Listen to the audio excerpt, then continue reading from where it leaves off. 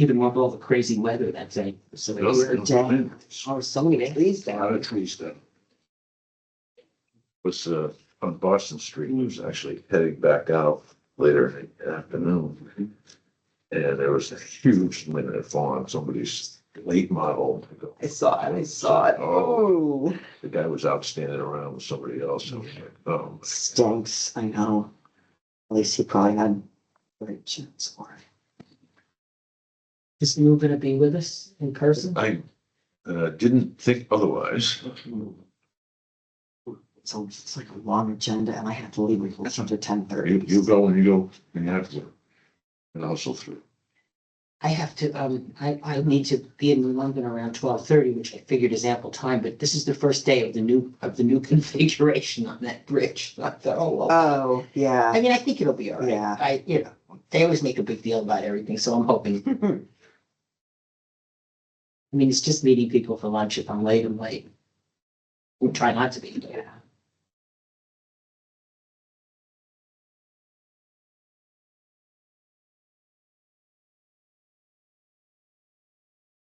I actually came from Rhode Island this morning. Charlotte, I went there for that. Oh, nice. Is that your first weekend up there? I'll be several times, but. Yeah, I came back for Jean's thing. We were up, Did you? yeah, Right, just right. playing golf with Lou and Bob Welsh. Mhm. Thursday and Friday, we stay at our place. So were you, Saturday. Morning. Mowed the lawn here. The car drove up the wall. Mowed the lawn there. Yes, so you were at Jean, I was at Jean's thing too. Were you in the church? Oh, I didn't see you. 'Cause I got there an hour early. I like that. Lou was a man behind me. Oh, I didn't see either one of you.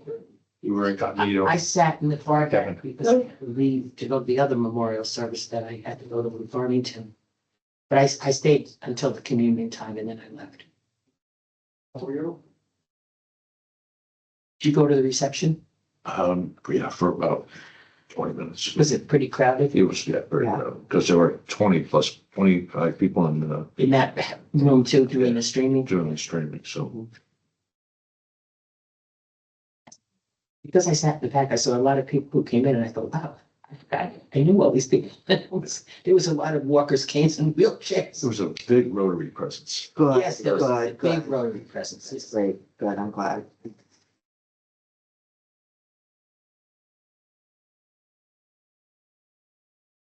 And I was, for people who were feeding this, and then I got trying to figure out, make sure I didn't get a chance. What's that? I have the routine down. I know you do. Thank you so much. Leave key.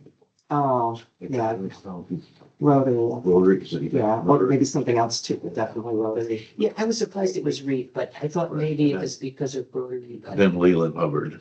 Yes, Well, not He's a surprising bishops of other families make it. and they are longtime members of that church as well.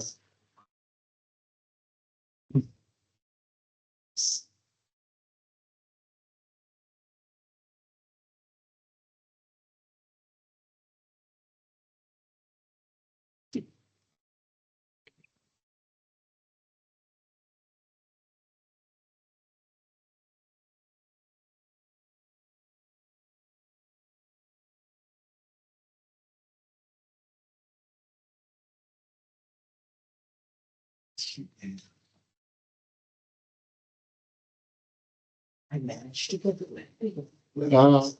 You're like, You have to call Tony. no, or really, usually, I mean, you got things boxed up in the hallway. Am I misunderstanding that? he's retired. Yeah, I kind of knew that, but I didn't know it was a pause. Who is, Tony, Tony also is in Thailand? Yeah. Oh my gosh, there's two so far this morning. Yeah.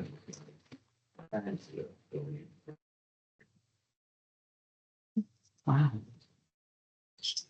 Hmm. Yeah,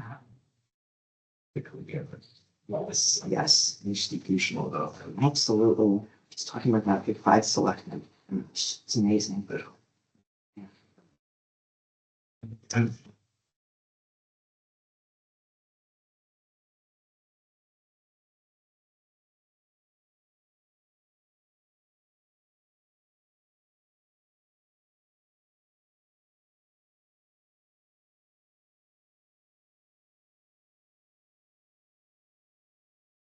Yes.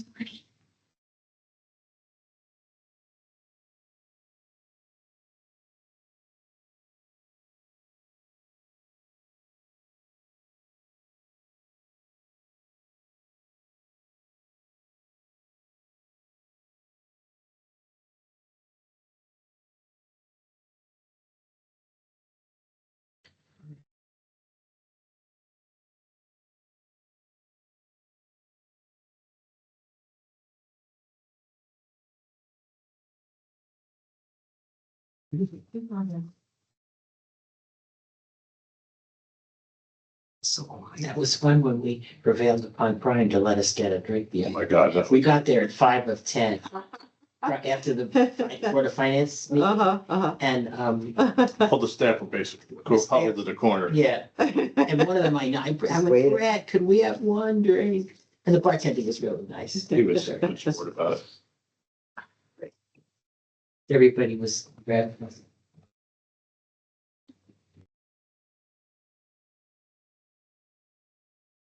Morning. Morning, Doug. Morning.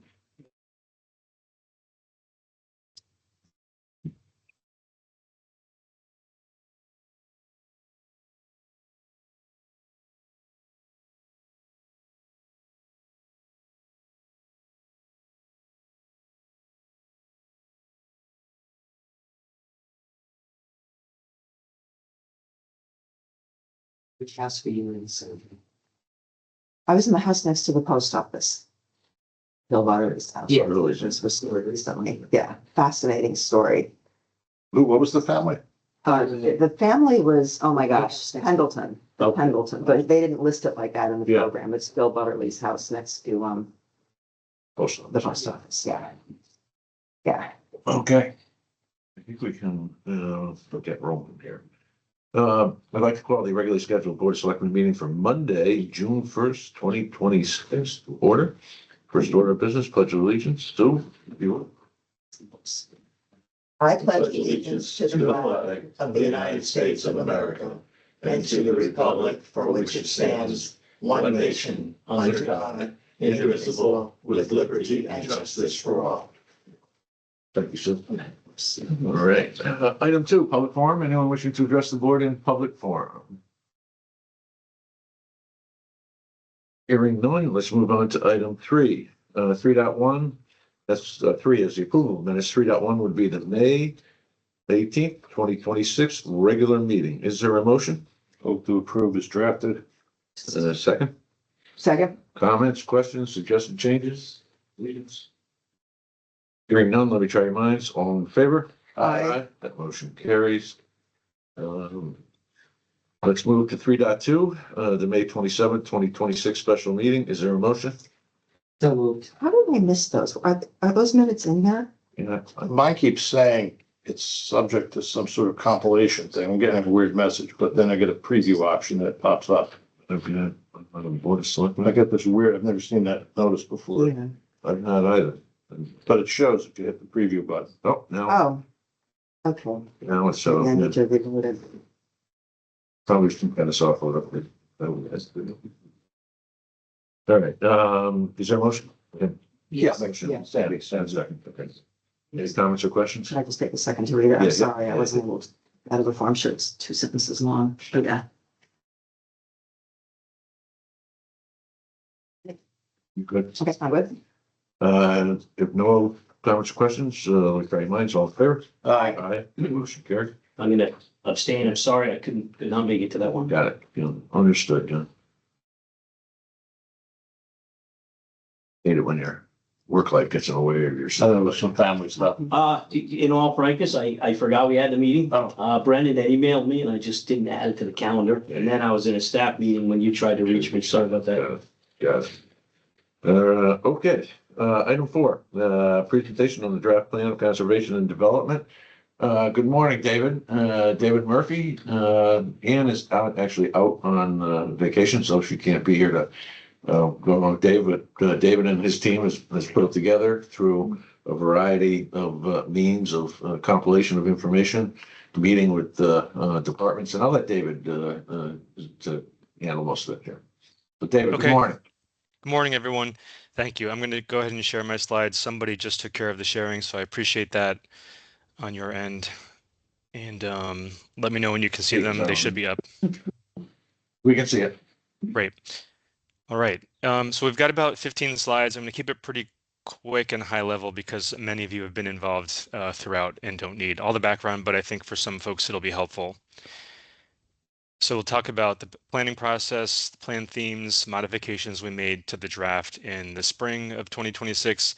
We'll take a look at the future land use plan. I'll introduce the structure to the document, and we'll end with the schedule and what happens next. So this is material that hopefully many of you know. A plan of conservation development, or a POCD, is a shared vision for the town.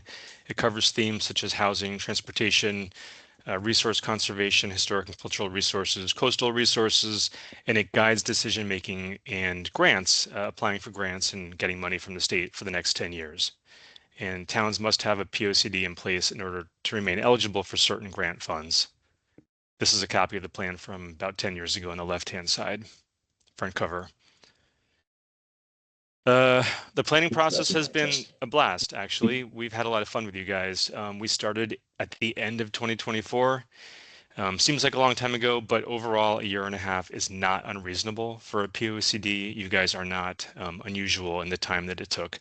We began with a steering committee format where we're reporting to a subset of the Planning and Zoning Commission.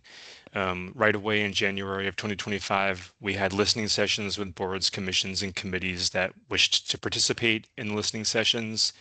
At some time in the spring of 2025, we reverted to the full Planning and Zoning Commission in order to give them topic presentations. So these are presentations about specific topics such as demographics, housing, and land use. We had a couple of workshops in the spring of 2025. And then as we stepped in through the fall and winter, we're preparing the draft materials, reviewing it with the Planning and Zoning Commission. We went back and had a couple of workshops in March, and that brings us to where we are now.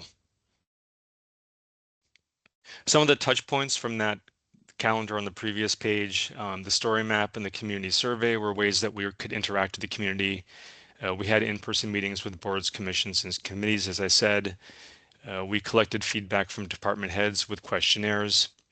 We held public workshops in the spring. We had one at the North Guilford Fire Station and one, of course, in the town center at the community center.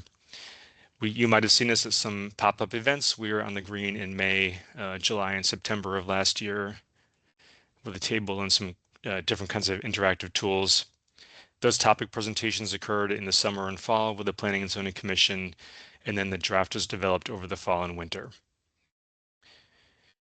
The survey was very robust response. We had, I would say, almost 300, 260 responses. I like to round up as of the middle of March.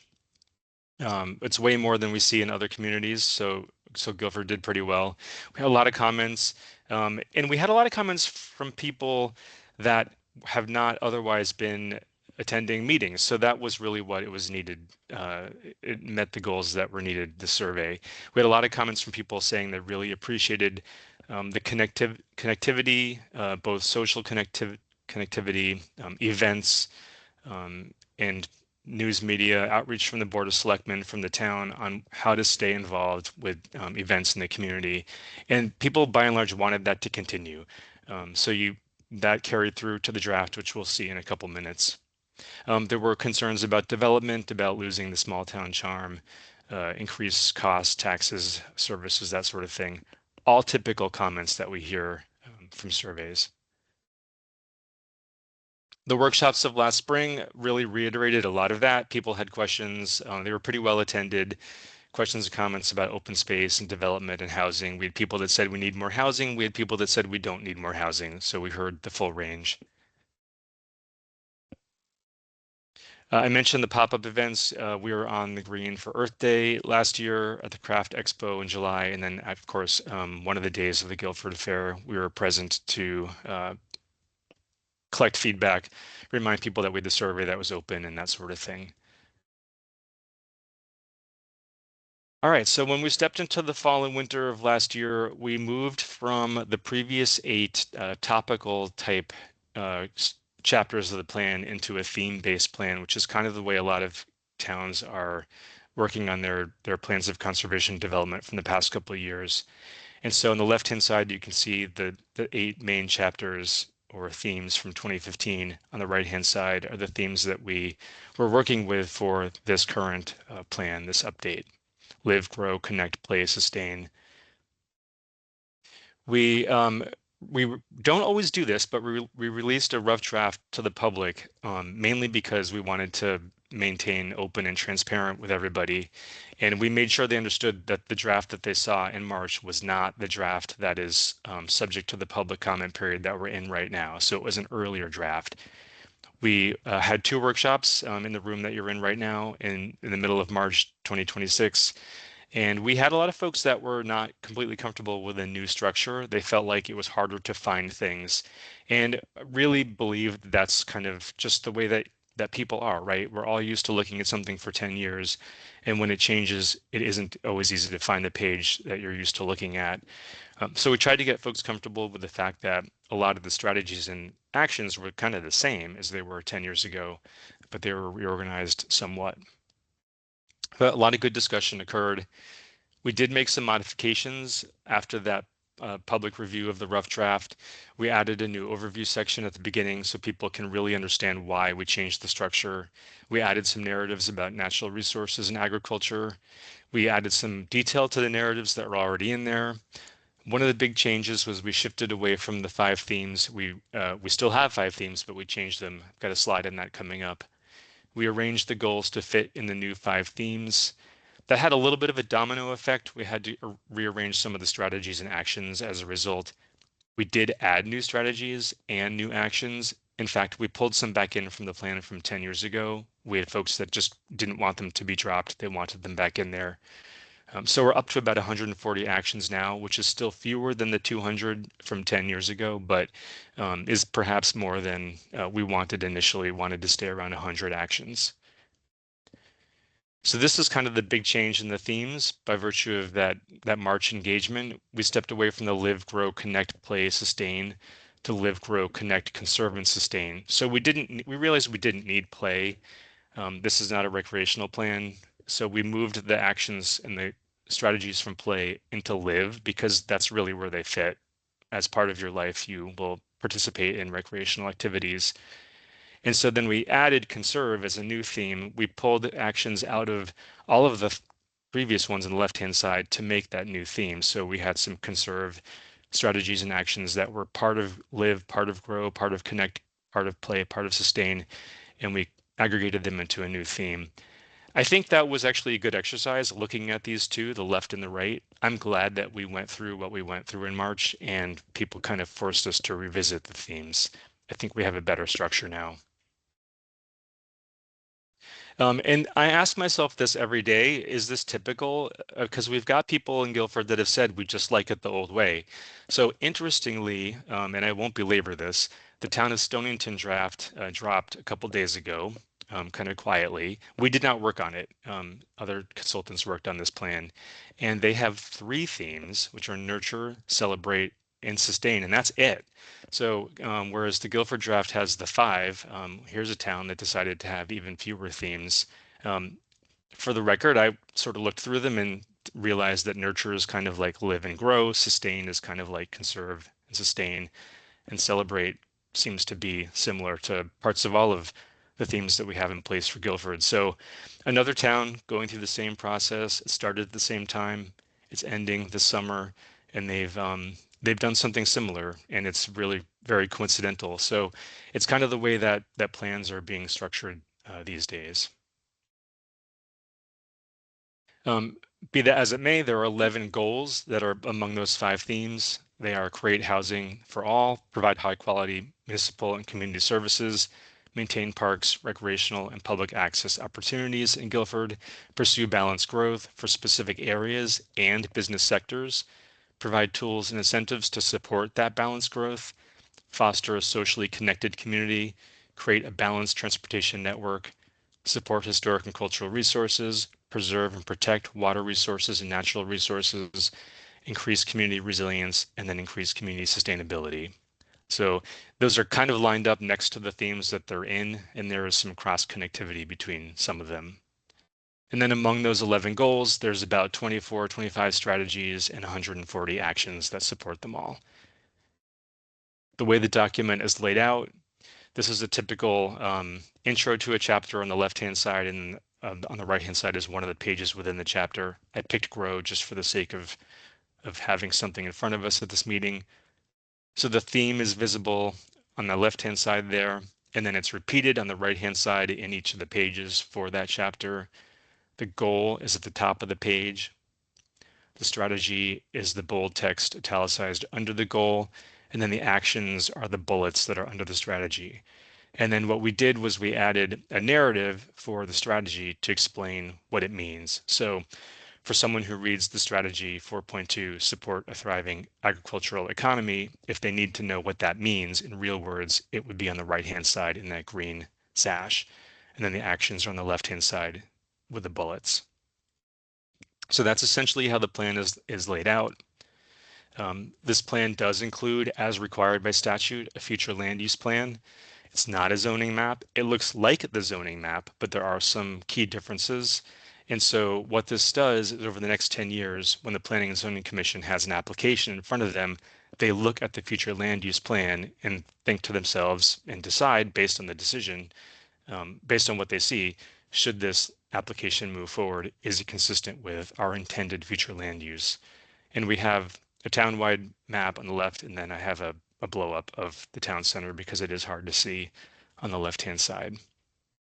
We had a lot of discussion in March about the future land use plan. People really were seeing it as existing conditions. It is a little bit reflecting existing conditions, but there are some But it actually is. some changes as well for the more open space. You guys can still Could hear me someone okay? mute Mitch, maybe? You know what? I want this basket because there's gonna be a lot of pink forms in here today. There we go. All right, I'm almost done, guys. I No. apologize for this running on. The future land use plan is consistent with the state conservation development policies plan, which is required. If you look at the state C&D plan, if you've ever looked at their map, it shows this pink blob in Guilford Center, which is called a local activity zone. And so that is the same as, I'm going to flip back, the darker orange and maroon around the town green in the town center. So we're staying consistent with what the state plan shows. Orange is the suburban, and then no color at all is usually conserved or very rural land. And then the yellow is like historic village centers. So the nearest local activity zones are in the western part of Brantford and in Clinton. And so Guilford has an important role in the region. If you look along the shoreline, there isn't a pink local activity zone in Madison. So the state recognizes that Guilford Center is important for commerce and activity, but also doesn't intend for it to become more than that. This is the schedule that we're in. At the end of April, we released the final draft to the public. And once we enter the schedule, we're guided by state statute, and it doesn't really follow the town's typical process for public hearings. It's similar in some ways. So we're in the 65-day referral and review period.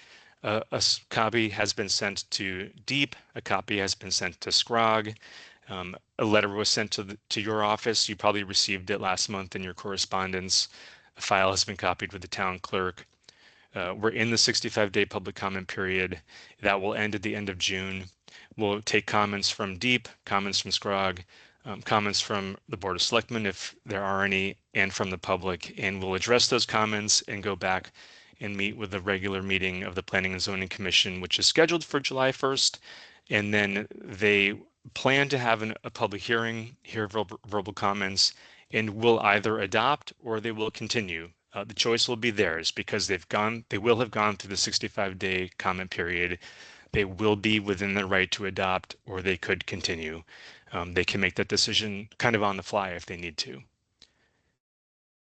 So the next steps for all of you, you may be asking yourself, the statutes require, well, they don't require much actually from the Board of Selectmen, but they allow many things that could happen. The green on the left-hand side is just copied straight from the statute. So the board could, well, you may hold a public hearing of your own with a regular meeting or a special meeting, however you set your meeting schedule, that's how you could do it if you choose to. You shall endorse or reject part of the plan, the entire plan. You can make an amendment. The statute gives you kind of a lot of flexibility on what you can do.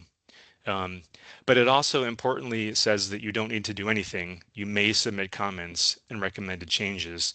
And then it further gives power back to the Planning and Zoning Commission. They can make a decision on the plan with or without action from the Board of Selectmen. Having just been through this in Clinton, we finished in Clinton with their POCD in December, and the Clinton Town Council verbally provided endorsement at one of their town council meetings, but did not have a public hearing and did not provide a written endorsement. They kind of nodded their heads and said, we're good. And then the Planning and Zoning Commission at their next meeting adopted. We also just finished working with Waterbury with one of our teammates on this MP planning. And in Waterbury, the Board of Alders, I believe, did hold a public hearing of their own and then provided the results of that hearing to the Planning and Zoning Commission, which is called the City Plan Commission, for their consideration. So the choice is yours, what you do next, and you don't have to do anything. But if you have input for the Planning and Zoning Commission, we would, of course, like to have that before they meet next. And so we're here to help. Please reach out if you have any questions. Reach out to Ann, town planner, of course, or reach out to me at Resilient Land and Water. We're the prime. Reach out to Victoria, who's in this meeting with me. She's been my main staff on this. And then Pat Gallagher and Mike Zuba from MP Planning have been with us the whole time as well. We're all here to answer questions. And with that, I will stop share. David, thank you very much for that rather concise review of the process and the work that's been done to date. A couple of quick questions. In terms of the, and you mentioned it briefly, in terms of the public hearings that you did conduct, what was the typical response? How many people participated? The public meetings in the spring of last year, I think we had, Guilford Firehouse was small. We probably had, I don't know, 25 or 30 people. In the community center, we had more, I would say probably 35 or 40. And then that was last year. And then in March of this year, we had smaller groups. We filled the room that you're all in right now, but you can see that that's not more than 20 people typically. Thank you. I also had a couple of questions around some specific points that you talked about. Could you talk a little bit about a socially connected community? What does that really mean? And I think it's kind of a reflection of the times that we're in. People are feeling disconnected. They go out to the town center perhaps and see people that they know, and that's great. Or they go to the Guilford Fair and they see people that they know, but they'd like more of that. We had people that said they wanted to have more opportunities to interact with people in person and not in person, not just their kids, but also older folks. It was a lot of that kind of thing. And I feel like that is really just kind of really how we all feel with the emergence of social media and the online presence. People want a little more than that. So we put some actions in the plan about that. It's not something that a POCD is really going to tackle on its own, but it at least is in there and can help set policy. good, thank you. Also, I think you talked a little bit about some conflicts, some natural conflicts that have existed, more housing, less housing. How about conservation versus development, those kind of things? And how significant were those conflicts?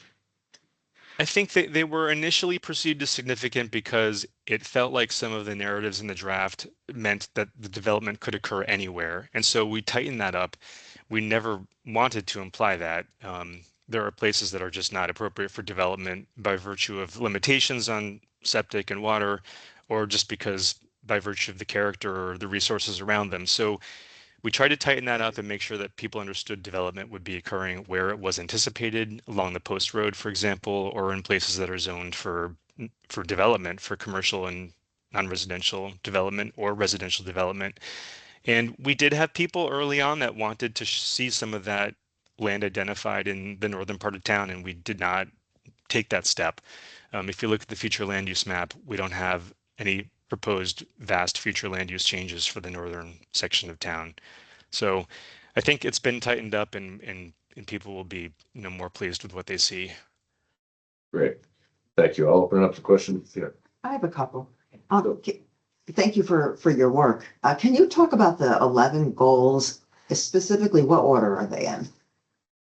They're sequenced. I'm going to actually go back and share that if folks don't mind. I know it's a lot of back and forth, but it's better to have them up.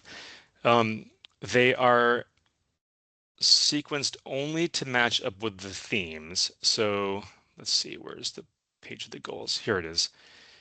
All right, and I'm not going to put it in play mode. It's big enough for you guys, I think. So the live goes along with goals 1, 2, and 3. Grow. David, we're seeing the next step slide.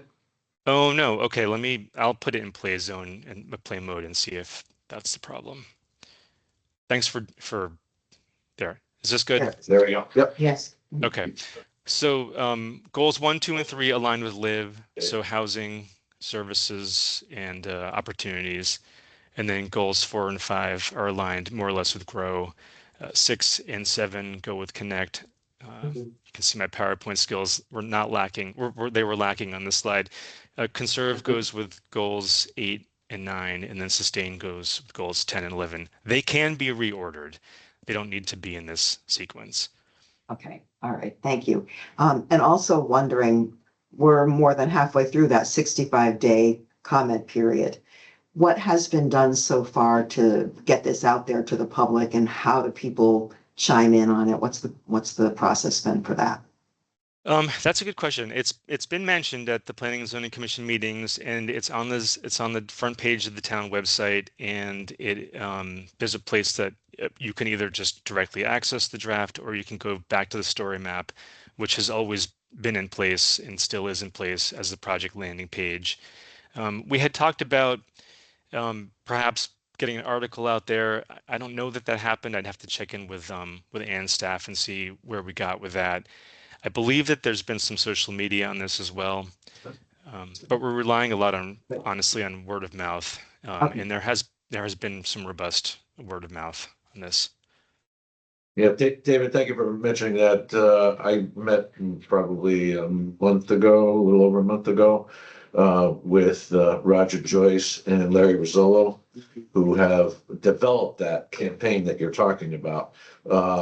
I think they wound up picking the 5 themes, imagine that they were going to highlight letters to the editor, and social media activity around just trying to engage folks. So that has been underway since just shortly after the comment period began.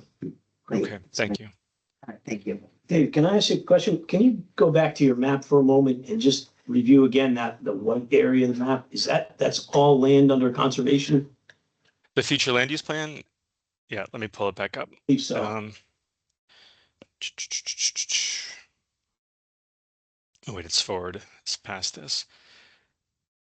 Okay, so left-hand side, future land use plan. So the green, the proper green is open space and regional water authority land, which is public water supply watershed type land. And so what that map is saying is that what's showing up as green shall remain open space. Some of that land may be privately owned, but maybe it's contiguous to existing dedicated open space. And so if it ever came up for sale, for example, you would look at this map and think to yourselves, that makes sense as future open space. The pale yellow is the rural density residential. So that's what you see in and among a lot of the green in the northern half of Guilford. Okay, thanks for going over that. David, do you happen to have at your disposal the percentage of land mass that is either open space conservation land?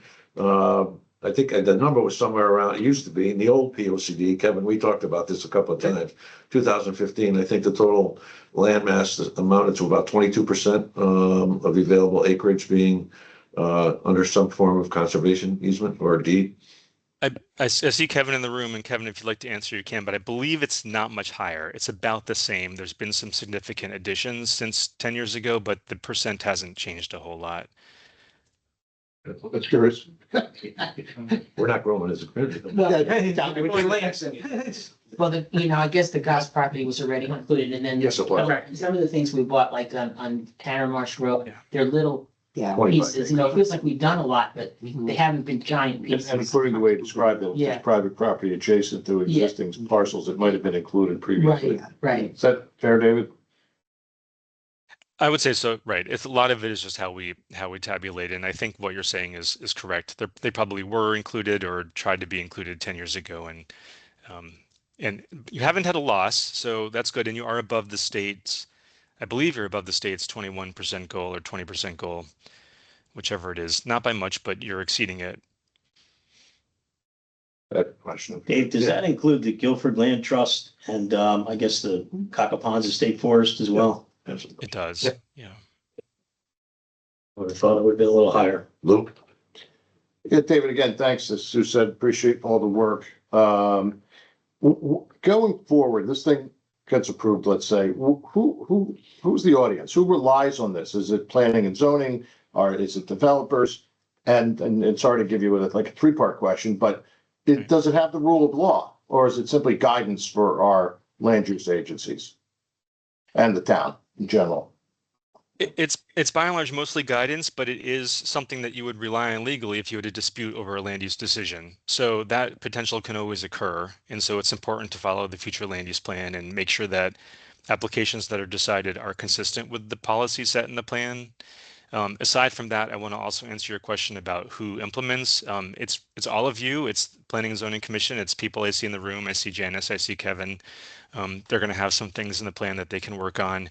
And that speaks towards the fact that it is your grant eligibility. So if you needed funding for a project, an open space acquisition, for example, you have an open space acquisition plan, but you also could look to this plan for assistance in writing those grants. So it's for everybody to implement, and it also does have it can be used for some legally based decisions if that should happen after a land use decision by the Planning and Zoning Commission. Okay, perfect. Thank you. Any others? David, thank you very much. I think we'll probably have further deliberations on whether or not we want to try to hold a public hearing, and maybe we use that under new business set a little later this Okay. month. Would you like me to hang on, or should I? What's Oh, your no, David, I preference? think you've done an excellent job of preparing us and for a discussion about whether or not we move forward with a public hearing and how we collectively provide input to the process. So, Okay. good. Thanks, everyone. Okay, David, thank you very much for your work. Thank you. Bye. I have a question. I don't know if I'm alone, but I didn't see the draft uploaded. I didn't see it either, It's on the It's on website. the You have website. to go to the but I didn't website. see it in. Yeah. board pack. It would Not be in nice if it was We- in Word back. Brendan will probably do that before the meeting's over. All right. Item 5, discuss and take possible action to approve a contract with Mountain View Landscape to complete work for Benton's Knoll in the amount of $48,542.19. Abby, come on up. Pinch hitting for Ann Hartson. Good morning, Abby. Gotcha. Good Good morning. morning, everyone. I'm here with Abby, I'm with the Planning and Zoning Department. I'm the zoning enforcement officer. I'm here on behalf of Ann. She's just at a conference right now. But we would like to request that the contract with Mountain View Landscape be approved so the planting at Benton's Knoll can begin as soon as possible since we're nearing the end of planting season. So in terms of background, this is a result of planning and zoning making a determination to pull a bond on the landscaping bond. The Benton's Knoll project, even though it's 10 years old, Kevin? Yeah, please. There were significant challenges with the developer finishing up the planting, the landscaping plan. So this has been through town council in terms of process and planning and zoning relative to their process to authorize the pulling of the bond to complete the work that was contemplated when the original proposal was accepted by planning and zoning. The original plan was accepted. So this is really pretty perfunctory. The legalese behind it has been taken care of. This is the result of the bid that went out And Ann, who has a background in landscape Yep. architecture, was, I believe she did this herself. Yeah. Didn't need any outside help with it. Great. Other than go through the traditional legal review. Yeah, it looks like a form we've used before. Yeah. I did have a couple quick questions. All this money for the proposed winning bid comes from the bond? Yes. Okay. Yes. And what happens to the balance of that bond? Turn. Turn period. That'd be released, yeah. It's released. Thank you. Back to the insurance company? No, Yeah, it's actually, it's a bond that was taken years ago for the completion of the road improvements and all that. And then it was added on by the developer to include the landscaping that hadn't been completed. So it's being held in a CD at Dime Bank. And it's held in, under our bonds in the engineering department. But it has that caveat to be used for planning and zoning, landscaping as well. So I'm sorry, it's not clear from that explanation. Who gets released to? Who, the money goes back to the developer or comes back to It the? goes back to the developer. It's Okay. being held for the town, I got it. in the name of the developer, but for the town. And this would be, the determination's been made and the folks have been, this is the final matter that would be subject to this bond that needs to be addressed. Yeah, I had previously brought to you, a reduction in the bond. That was held because they had completed the road work, the drainage work, all that had been completed. I don't remember, it was a few years back that we released, subject to the balance of about $50,000 for the purposes of this outstanding landscape. Looks like you guessed well. Yeah. So, Yeah, so amount wise, the 48,000, I'm sorry, this is probably right in here, but I'm seeing a 42.7 for the actual work, and then there's two ad alternates. We're taking the first one, is that right? The 1 year warranty? Is that where the 48 comes from? I believe so. Okay, it's on, yeah, page 15 of 17 of Mountain View's proposal. I guess my question is, if that's the case, there's another ad alternate for 1 year of watering.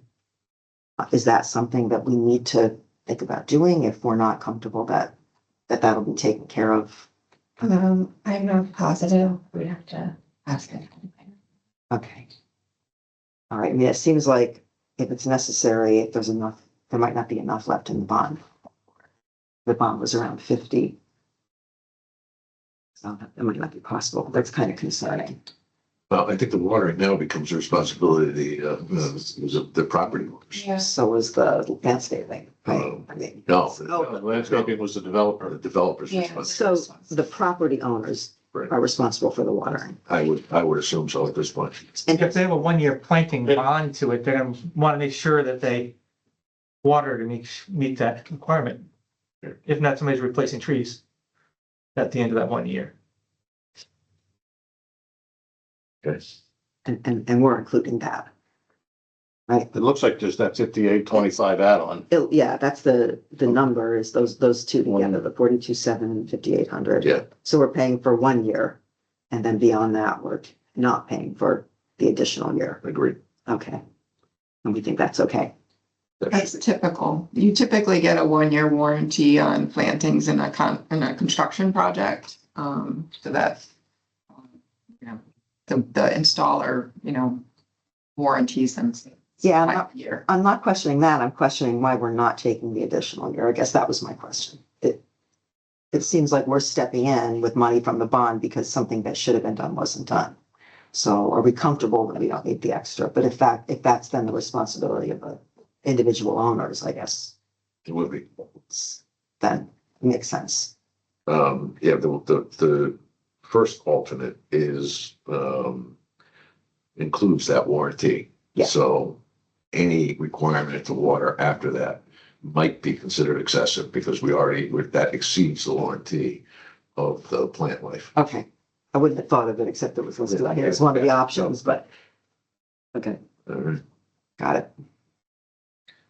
And then certainly we can have Ian, give us a follow-up on that as well. If that's something that we can always go back and revisit if there are funds available. Sure. Out of that bond. All right. Authorization, not authorization. Yeah.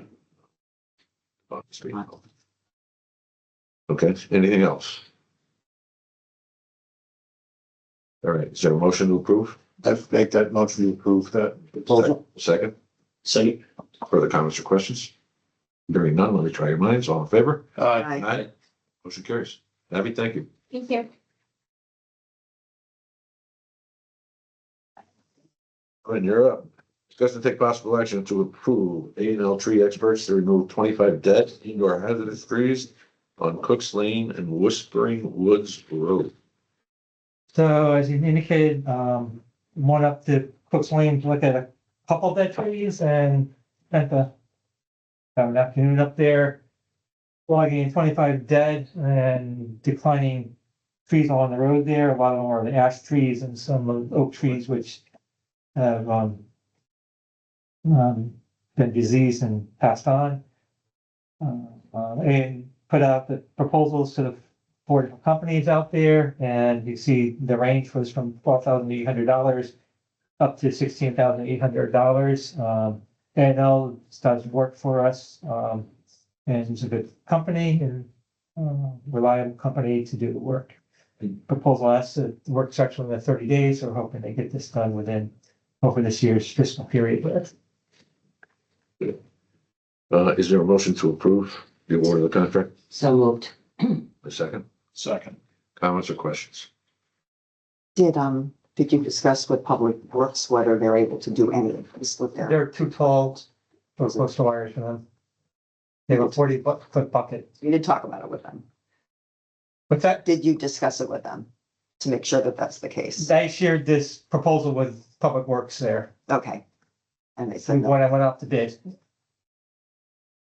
To let them know. It just exceeds their capacity. This exceeds their capacity with a 40-foot bucket, and you're looking at an 80-foot tree. They're way over the heads. All right. And the trees that are selected are, the town takes this on because it's either within the right of way or threatening the road or a utility. Correct. It's within the town's right of way. Sounds right away. Okay. It's threatening the utility wire. I'd go after Eversource, but they did their make it there. Okay. I always try to push for them as much as I can first. so are all those trees over 40 feet high? Yeah. About 550 a tree. Pretty much, yeah. That's a, Right. It is. we're looking at back there, they're getting Yeah. bid about $2,000. Cut down 2 trees, so I think. Yeah, it's a that's a very good number. price. They're, I mean, it's one of those things you get them on site, they're not going between job sites there, and they build a system to get them out there. Great. And they like visibility. What happens with the wood? Just It's part of their contract is to remove wood. Okay. So that adds to the price too. Hmm. It's built in the price for removal of it, but you get arguments and there's things left of, I want this wood, somebody else wants some wood, and it just makes it easier to pick that. easier for them to take it. If we take it, we're filling up the stump though. Yeah. I was just thinking ash. Yeah, if it's left after our job and then they go off and then the wood's left after the project, then have to bring it in and grind it in our tub grinder and pay for that resource. Thanks, Kevin. All right, anything else? No. Let me try minds. All in favor? Aye. Carried. Kevin, thank you.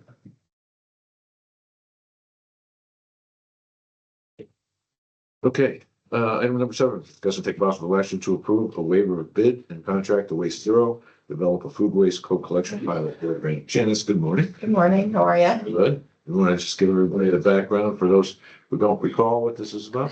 Yeah, so we just got a finalized contract with Deep for the grant we were awarded for the round 2 of the Sustainable Materials Management Grant Program. And this is to develop a co-collection program in town, which is focused on either working with existing haulers or getting a preferred hauler on board through contract with the town. More than likely, to offer to folks who need a hauler subscription for trash removal services, an opportunity to do food scrap recycling as well as part of their trash and recycling pickup. We've been working with Waste Zero kind of from day one with all our different grants, as well as our initiatives at the transfer station for food scraps and the unit-based pricing program. And they have been the contractor for the DEP as well. for their grant program. So it seems like, a reasonable approach to just continue to work with the contractor who's kind of guided us through to this point as well. The amount of the, contract, we don't have the contract yet in front of us. We had a draft, but we have some back and forth going on to make sure it includes everything we need. But it was basically to mirror the cost of the grant, which is $297,700. Is there a motion to approve the waiver of the bid for and contract the waste zero? Some, A second, Second, comments or questions? As Janice said, we've been working very closely with Waste Zero, who works very closely with DEP. They're also, and have worked closely on behalf of the Council of Governments. So they've been by our side since we started these initiatives, and they are the vendor of choice around the state with DEP. So, John? I want to ask a question, and I'm trying to remember how many households wanted to sign up for it. And what do you think the approximate cost per household is? So in our program, we figured that we would have, approximately, I think, 3,000. I think that's too right. Okay, yeah, I thought it was like Yeah. 37. I was just looking. Yeah. Just looking for the number here in the, grant application. I guess I was curious, like, what the total cost is per household, and thinking, but that money you can use more efficiently, maybe haul away more garbage, but I Yeah, so. understand it's the limits of the program. So just to understand, it's not to cover the tipping fees or anything like that. It's really to develop the program. In a way, because there's really, we would think be one of the first in the state to have subscription-based co-collection program. I think it's Meriden or Middletown has done one, but they have their own trash pickups, municipal trash pickup, and they did it for a specific area of town. But we're kind of the first to do a hauler, subscription-based program for the state. It's really to put out an RFP to get the haulers on board, and then to provide some incentive to those who sign up, possibly with the supplying them with the necessary bags for at least a year's worth of bags, so that then ultimately they may then have to buy those bags if they stay in the program. And then just like a starter kit for composting buckets to use to do the program, and a lot of marketing. Because I think one of the things we've seen, even with the rollout of the unit-based pricing at the transfer station, is really saturating information to the public so they understand the program and have the opportunity to know about the program first off, and then understand it and what it's going to provide for them, and also be a sounding block once it's implemented to help with any, complaints or problems that need to be worked out with the program. So it's more of that than really providing people will still have to pay for the service like they do now for a hauler to pick up their trash. And it's their choice. It's their choice, yes. It's not going to be forced on anyone. It's going to be a voluntary program. But we felt, we did do the co-collection pilot program, but it suffered a bit with the first round of grants because we didn't have infrastructure really in place. We didn't have contracts with the haulers we were using, so they kind of wigged out on us a little bit. So it's really to set up a little more of a structured program. We have the opportunity with a processing plant being built in New Haven for the separation of the food scraps from the trash. That is going to be timed quite well with us implementing this program, so that we feel that there's a success opportunity with a place to bring the materials to be separated, as we had a little bit of a problem with that with the first program. And we had people who really wanted to do the co-collection program, most importantly in town, that were disappointed that it didn't really succeed. And at least part of the implementation of this and the thinking is that food waste is extremely heavy. By diverting this out of the general trash, we're saving money on that side. Yeah, it's so that, the waste the food waste is, like you said, very heavy and your tipping fees are based on tonnage, on weight. So removing that from the tipping floor, is a vast savings. Also, all of our waste, and at least in Guilford, but most waste in the state goes to incinerating plants, trash to energy plants, and incinerating wet, heavy food is not as efficient as drier materials. And then the third thing is that, that those food scraps can be used for benefit. They go to an anaerobic digester.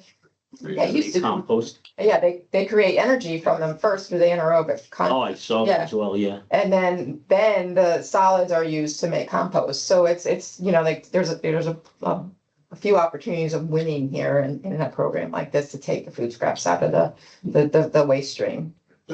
What's our current tonnage for food scrap diversion, monthly tonnage that's coming out of the waste transfer station, which is people dropping it off themselves? Yeah, so we have generally around 5 ton to 9 ton max. We saw last summer of food scraps being recycled at the transfer station. So that's huge. For what, per month? Per month. Yeah. Goodness gracious. Yes, that's a huge amount. So the opportunity to do it for those who are having trash, service to their homes and making it easy for people, it could be, a significant savings.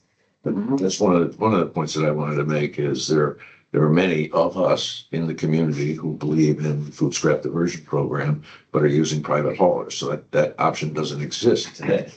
For us to have the Hoy household to have one collection, which would do all three. I take my 5-gallon bucket once a week and bring it over there. And I'm not alone. There were a lot of people doing that. So this was designed. Gary McKelvey is another one I saw there a couple of weeks ago. It is designed to make it easier for people to do some of the things that are going to benefit us in the long run. What we realized from the first pilot program was we were trying to fit a program into a business model that didn't work because they didn't inherently start out doing that kind of business. This was an add-on for the haulers who decided to participate in the program. Creating separate, distinct routes just didn't seem to work. So I think the theory here is that we're trying to capture a growing movement in this industry where haulers are going to be doing this regardless at some point. And we're trying to catch the early innovators. And if that hauler could be successful in Guilford, which I think is probably a higher likelihood than it is in a lot of other communities in terms of private haulers and the socioeconomic profile of this community. So this was the outgrowth of a failed pilot program the first time around. So I was curious, what do you think the success of the program will be? It looked like with phase 2, you're going to collect some data and then decide whether to ask the program to continue. Right. So will it be a certain amount of subscribers or? I don't know, that's all to be determined still with the development of the program to really make that determination. But I think as long as it's sustaining economically too for a hauler to do and for the subscriber to pay, those are all the things we're gonna be experiencing for the first time really, is to see how sustainable this type of program But that will be. might be related to the number of subscribers, right? Yeah. I mean, obviously, if it was like Obviously. 10, forget it. Yeah, exactly. The number of subscribers is gonna matter. But we felt from the first go around that we had, I think it was 150 or 200 subscribers. That time around, and then we had to stop the program and we had disappointed folks. We had a follow-up outreach program to those people who did, subscribe to see what their interest was, and they, resoundingly were interested in seeing it still happen in town. So that's why we proceeded with the second grant to see if we can really make it happen and give it a better shot of being successful this time with now the infrastructure being in place in New Haven to actually do the sorting. Thanks, Chance. further. No, all right, we have a motion on the table. Let me try your minds, all in favor? Aye. Thank you. Thanks, Janice. Geez, let's tie that back to the plan of conservation and development, sustainability. Yeah. Check, thanks, Check that box. You like that? That wasn't, that's not the driver, but it's a nice law of unintended consequences. There we go. You know? All right, item 8, consider and take possible action to approve the updated Town of Guilford Employee Personnel Policy Manual. Mitch and Sam, Both of us. good double team. Well, it's been a joint effort all the way. Good, yeah. What you have, welcome. What you have before you this morning is the, hopefully, new and improved, very much improved personnel policy manual, which has not been updated in decades. I've sent you each ahead of this meeting, a copy of the old policy as well as the new policy, proposed policy, a synopsis that, we put together for you, about, what the, changes are. The basic thing is this. Right now, we have a hodgepodge of policies. We have a very, very old personnel policy manual, which has been updated, scattered throughout the years in certain areas. And then we have other policies that are separate, that when we onboard people, we give them the personnel policy manual and then say, but you also have to sign, this policy concerning what happens if you get hurt. We have another policy about telework. We have another policy, and on and on. We make them sign 4 or 5 things. This will do a couple things. One is put it all together. Second of all, have one signature, and that would be, on a signature page, which is at the end, as well as be able to distribute the entire document electronically. And save a lot of paper, a lot of time and effort in that respect. And hopefully bring us into the modern world of some of these policies, and including adding a few new policies, but mostly just updating the ones we have, making them more modern, or just repeating them and putting them all in one area. So without going through this entire document with you, I'd rather, unless you want me to, I'd rather just take any questions you have. Our goal is to hopefully get your approval so we can get this in place by July 1st, get it out to all employees at the beginning of the new fiscal year, and then go through the process of getting people to sign off that they've received it and will abide by it. So, Yeah, Mitch, thank you very much for finally getting this out the door. Samantha's very much behind making sure it's happening. Just have to walk it Every over. several months, I ask Mitch how that the policy rewrite, the manual was going, but thank you for getting that done. Questions? Yeah, so Sure. presumably this has been cross-referenced against all the union contracts, and everything in here is consistent with what we're contractually obligated to do with Very good union point. employees. Very good point. With three things I want to bring up. Number one, this entire policy manual has been reviewed by our town council. Okay, word by word. And we've had some changes to make sure it's all in compliance with all the laws. And let me add, Labor Council. Labor Council. Labor Council, Yeah. you said Town Council. Oh, well, town labor, Labor Yes, Council. just Yeah, make sure. sorry, not Pete. Labor Council has gone through this entire document a couple of times with us. We've made changes, we've gone back and made sure that things were correct. We have distributed this proposed policy to all of the union leadership. We've heard from some of them, some we didn't hear from. But the main thing is, to answer your question fully, Lou, number 3 is the fact that in here, there's caveats to say that if there's any conflict between the policy and your collective bargaining agreement, that by law, the collective bargaining agreement does prevail. So if there are any, tweaks, but the problem with the old policy manual is it said that, but then had everything about vacations and about all this time off, which we've covered in everyone's, either their collective bargaining agreement, or in case they don't have a collective bargaining agreement, they're not a union covered employee, we have individual contracts that cover that.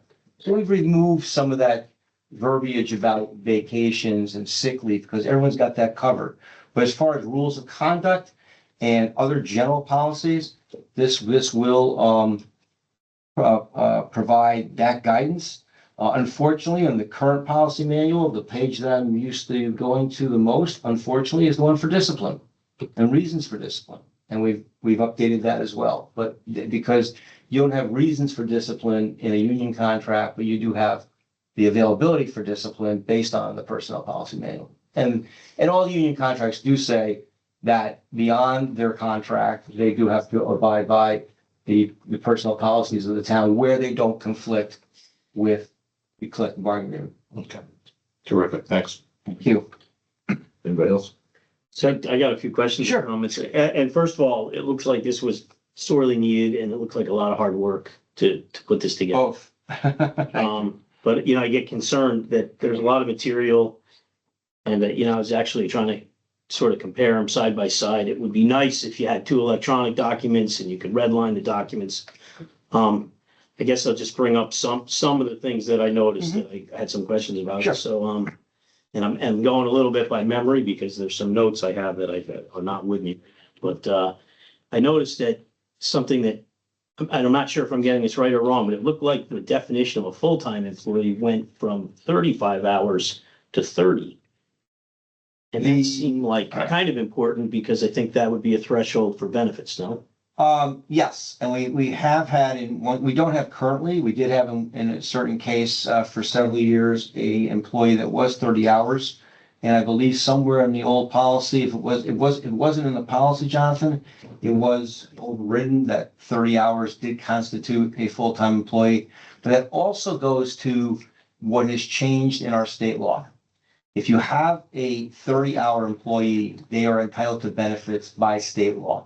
And that's why we made that change. It makes sense. All right. That being said, just to clarify, every one of our full-time employees today is 35 or 40 hours. Okay. But by state law, 30 hours is the triggering point for having to provide health benefits. I follow you. Okay. And let me just say one other thing about we wish we could have done a side-by-side for you. And that's the reason we did the synopsis instead, because there was no way to do a side-by-side. We had totally obliterated the old manual to the point where by the time we looked at it, there was 90% red by the time we were done with it. So hopefully the synopsis helped guide you. Oh, I didn't even think it was possible with the way it was written on a typewriter and so. Yes, But yes. maybe with some OCR and some playing around, a lot of playing around. But in the future, it'll be simple. Electronic, if we have changes, we'll be able to change out a section at a time, show where that revision has been made, and then just reissue. Yes, absolutely. So a couple of questions about a couple of checks and balances on the first selectman. I think the pay plan, you call it, when you decide the ranges, was something in the past manual was ultimately decided by the Board of Selectmen. But it looked like in the new manual that you were converting that to an approval of the first selectman. I'll have to find the actual area you're looking at, but basically everyone in the bargaining units have a pay scale. The exception is the GSA, Guilford Supervisors Association. We work with the Supervisors Association based on current rates and where they fit in the market for their specific positions. But all those contracts all come to you for approval. So I don't think there's as much latitude there. I'm trying to think of where that would be. Pay plan, is that? Just quickly find what you're referring to.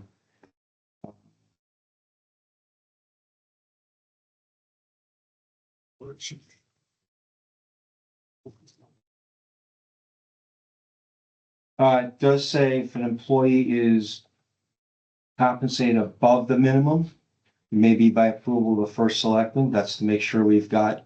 That's another item that I noticed as well. The first selectman can put someone in a new position and above the minimum of the pay range. But there was some language, also another check on the selectmen that said if you put them in above the midpoint, that it would require the approval of the board. Yeah, it says that taking into consideration factors. I didn't see that in the new plan either. Well, it does say taking into consideration factors relevant to the maintenance and sound compensation practices within the town. There have been, and I think this falls more into working with mostly the GSA and also personal contracts. Myself, the finance director, and looking at those types of positions and where they would fall in relevance to other towns and just what the marketplace would be. But for the most part, we've got a very strict compensation plan that's been approved in all the contracts, except for those that I just mentioned. Another question? Just another concern about the dismissal of personnel. It seemed in the old manual, there was kind of a clause at the end of the paragraph that said they would receive a written notification as to the reasons why they were dismissed.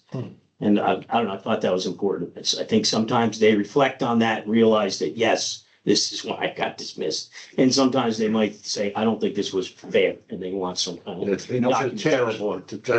Mitch can explain to you what the process is. There's a pre-termination hearing that is conducted by the first selectman, where the case is outlined by HR and or department head relative to the reasons that we are having a pre-termination hearing. So believe me, we spell it out as clearly as we can in terms of the reasons that we are contemplating a termination.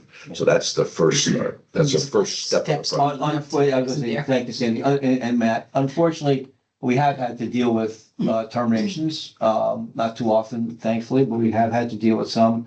It is a process whereby, first of all, usually it would follow progressive discipline, starting with a verbal warning, which, by the way, is always put in writing, kind of oxymoron there, followed by a written warning, suspension, and then if it is a termination offense, as Matt has just said, there is plenty of documentation, and no one has been dismissed without having a written document to go with it, with the reasons and what their process is going forward.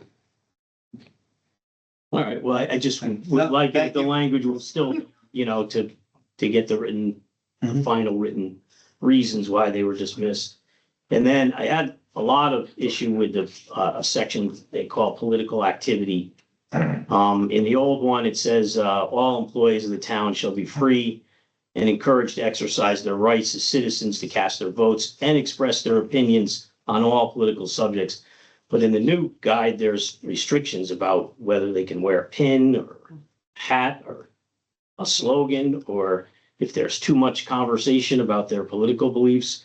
I could not support that in the personnel manual. I prefer the old manual quite a John, bit. that has been recommended policy. We've seen from a lot of different places to keep politics out of the workplace. It's especially true, hasn't happened in this town necessarily, but it's especially true when you have a sitting first selectman running for reelection to make sure that there are no political observances of hats and pins within the town hall. It just isn't appropriate. We are a place of government, not a place of politics. And then in the last couple of years, certainly the national fervor around political activity has reached a crescendo of sorts, where these policies are much more prevalent, and we're behind the times, quite frankly. Not having a policy such as that to say that we will keep the partisan politics out of the workplace, which we are government employees and we should be acting nonpartisanly as government employees. I can't get behind that or sort support of that in any way at all. I can speak, Even in the workplace in corporate America either. So I could just speak from I personal think it experience. quashes free speech.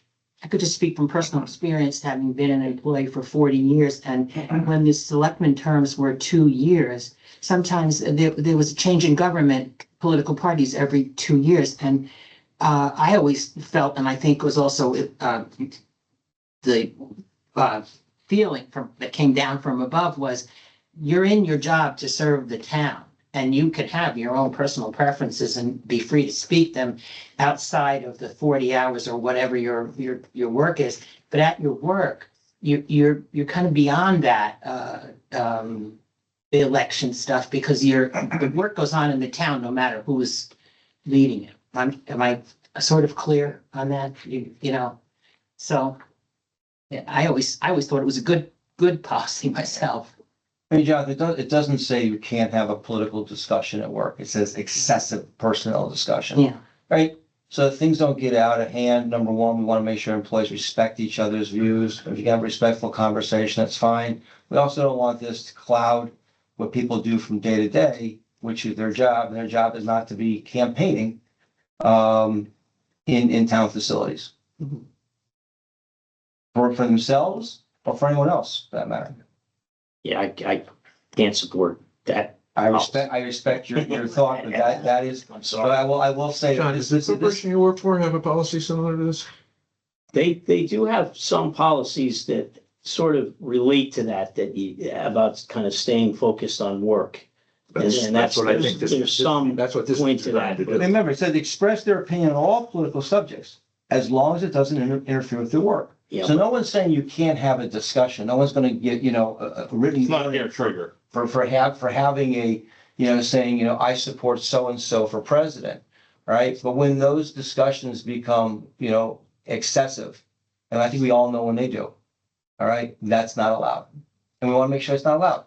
And once again, if I am sitting in my office as the HR director, wearing a button or a hat, supporting anyone, and someone walks in to see me as the HR director, they immediately have a certain feeling about me, pro or con, that may cloud the entire process that I'm trying to do in an impartial way as an HR director. I think that goes with most departments. If you walked in for a building permit and the building official walked out with a hat on that supported a certain candidate, it changes the whole dynamic of how we're supposed to act as impartial, nonpartisan employees. Yeah, I personally can't agree with it. I mean, who decides if a discussion is excessive about politics or not excessive? And then you're telling people not to wear a hat or a shirt.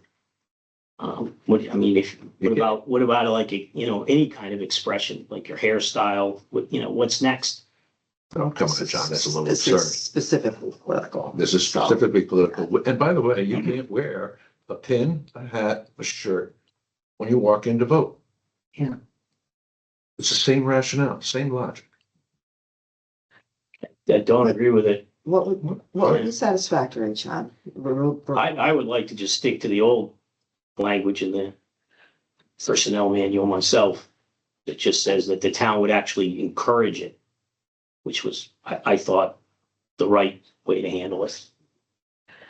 So in the current policy, if we were to strike, I'm not proposing doing this, but if we were to strike that second sentence, leave the first sentence, remove the next one. I would just say leave what's in the personnel manual now. I don't have that in front of me, so I can't speak to that. I'm looking at the current one where it's all typed up into one document. So can you suggest how you would?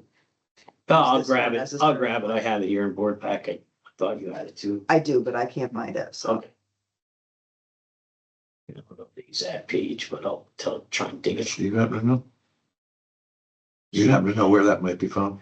It's probably in the rules of conduct area. I didn't bring the old one with me. I didn't think I would need to. I did send it to you though. Yeah, it's in board back and it was a little hard to go through them exactly line by line because the reorganization, but it's kind of in there. Sure it is. I just couldn't go to it.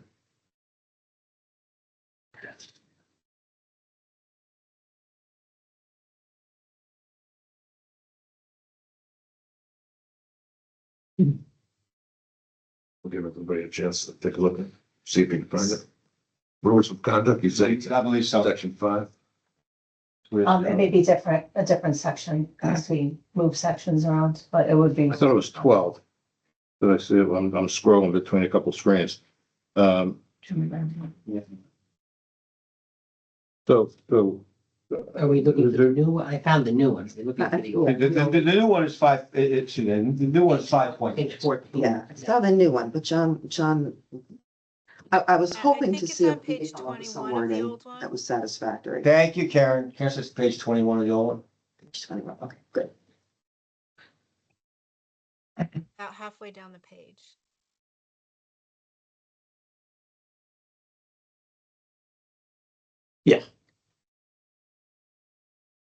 I like encourage too. That was good.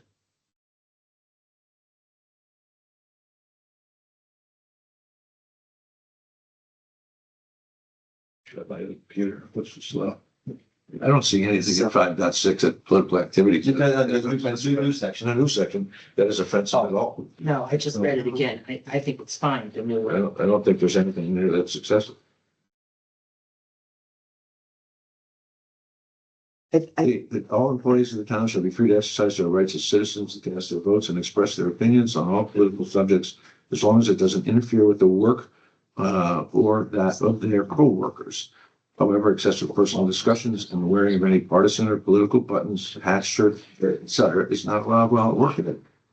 So at least this item here is there. And what are these folks now? Constitution annotated. Apparently decision some years ago, and I'm not prepared to make any changes to this thing today as we sit here unless we hear from, town council, labor council. Yeah. But at least one court, Supreme Court, has commented on this in a case called Pickering versus Board of Education. It sort of balances exactly the interests of the parties as Mitch has laid out here. The municipality or the state has some interest in an efficient operations of its functions, against people's rights to certain expression. And the idea that a municipality wouldn't have any opportunity to restrict certain speech or activities and allow certain things or, to keep the operations running efficiently seems to me just sort of sensibly. But I'm reading this thing real quick and I'm happy to read a little bit further and I'd be happy to hear what, council has to say a little more specifically. So I'm not going to get behind any change here today if we have to. Oh, I can't see your pen. What does your pen say today? So town. The town. Okay, so that would be allowed. So would apply. It's not. But I mean, who's the police? Who's gonna say that pen's allowed, this pen, you can't wear that. Well, that's kind of You political. can't wear this hat. I mean, forget it, that we're not allowed that hat, Yeah. you can't wear that shirt. You think that hasn't cut both ways? Do you think for a second that there hasn't been suppression of people's speech? You think if somebody walked in with an Obama shirt, that there wouldn't be an outcry? I would guarantee you that has actually happened. I'll give you the half a dozen articles that have talked about that. It should be allowed. Support Well, Obama. you have lots of folks on John, let me ask you a question. I mean, both sides of the political persuasion that would disagree. we have, and I've worked for 3 different first selectmen here. And I think as I've worked for them, if not two, at least 2 of them have run for reelection while they were in office. Okay? What if that first selectman just made it clear in his own way that he expected people to wear his pin Right. during the campaign as a show of support for their boss? I don't think that would be right either. Oh, right. But that is right there. Why, we should not be wearing political, it just clarifies it that, whether, and then what happens to the person after it's been made clear that the first selectman expects all employees to wear their button, someone wears the opponent's button. What does that do? How much trouble do they get in for wearing their They're hat? asking This eliminates that possibility altogether. There is no What possibility. if they have an that- excessive conversation? Are they gonna get fired or how does it work? Well, let's drop back to, in a private business setting, actually in a municipal setting, it's a little bit more of a balance, but in a private business setting, obviously, there's no obligation of a private employer to tolerate any behavior that's disruptive to their business goals. And if that's excessive political speech, people throw out the First Amendment an awful lot. But in a private setting, as distressing as that might be to some people, if you came and you were politically disruptive, you could be fired on the spot. Then you know that, and that was the point of Matt's question. And in a municipality in the state, it's a little more subtle and there's a little bit more balancing because we are obviously specifically obligated to follow our constitutional requirements. But that doesn't mean we can't try to function as efficiently, which is a word you should appreciate, function as efficiently as possible in the exercise of our official duties and the duties of each of our agencies under the first selectman's control to get this done. So the question comes down to, in my mind, if you've made the decision that certain speech is okay, that literally you gotta do the backflip to the complete opposite side of whatever speech you would want to promote. And if you're willing to tolerate that, the point of the first selectmen's pins or hats or T-shirts is the best example. Can you imagine having a municipality with employees taking sides in an upcoming election? It would be disruptive to the point of I chaos. think people do that every day in their political speech and their views and Not while they're on the job. the way they vote. Right. Yeah. That's Messages they 100%. promote. shall be free to exercise their rights as citizens. I mean, we're not taking away your rights, but we are saying when you are in this building, or not just this building, when you're working In an official town in capacity. a capacity for the town, you shouldn't be taking a partisan message into the workplace. Doesn't mean you can't have a discussion with a coworker, but you know, it just, So where will you draw the line? You know, what's an excessive conversation, what's not? I think I draw the line the same time. What pin is too disruptive? This- or- this No thing- pins are allowed at all. The same way, first of all, we have no pins. The discussion part, it doesn't have to be a political discussion. We have had to discuss. Well, you with say people no that- pins. I mean, you're wearing a pin for Guilford, so you could say, okay, this is a nonpartisan pin, but you're wearing a pin today. So are you, Lou. It specifically So is the says, selectmen. Jonathan, it specifically says political buttons, hats, shirts, etc. Yeah. That does not include. the This is town. just a This town. is promoting the town. It's literally our obligation. Your example, Laura, your go red example for women, is dead before you uttered it. American flag pin. It's all fine. I think we all understand the difference. I prefer the old language in the We personnel. got you. Good. Make it a possible suggestion. So what we've done is we've taken the old language, I think verbatim, the first sentence takes the old language verbatim and adds, as long as it doesn't interfere with their work.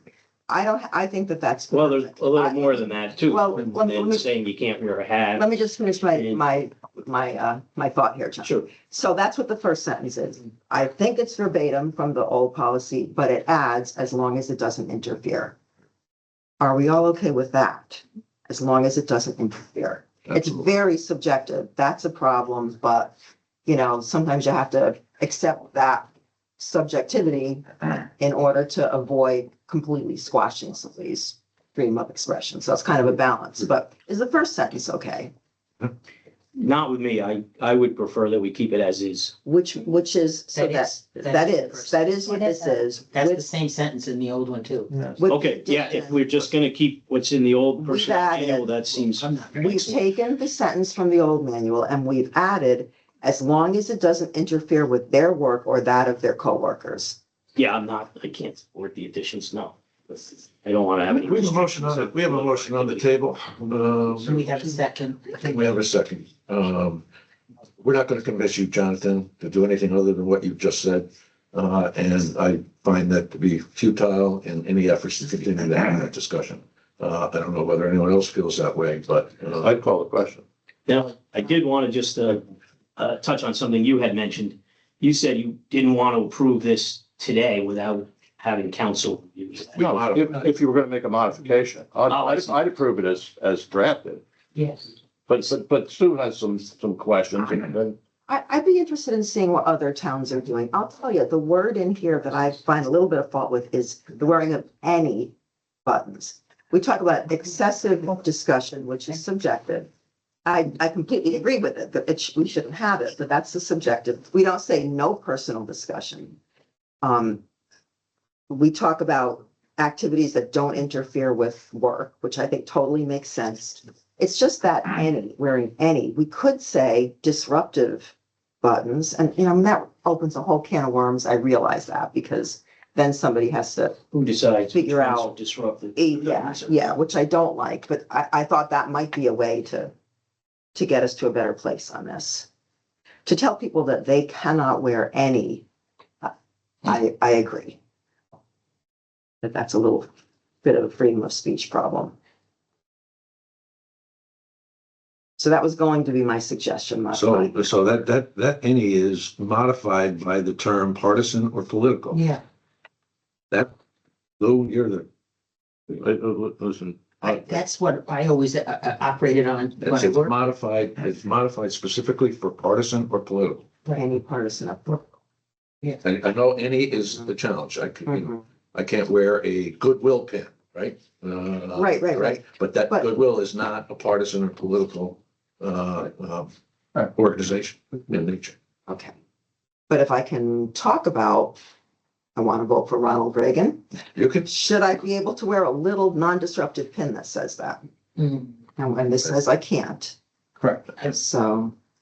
Who is the pin judger? Who Yeah. Well, the the way that judge and would. jury Well, of they- appropriate pins? Right, that's the problem with it. And, you know, Any of what. speaking as a supervisor, that just, I think the language is very good for what we need. Very good. I didn't have a problem with it at all on my first reading either.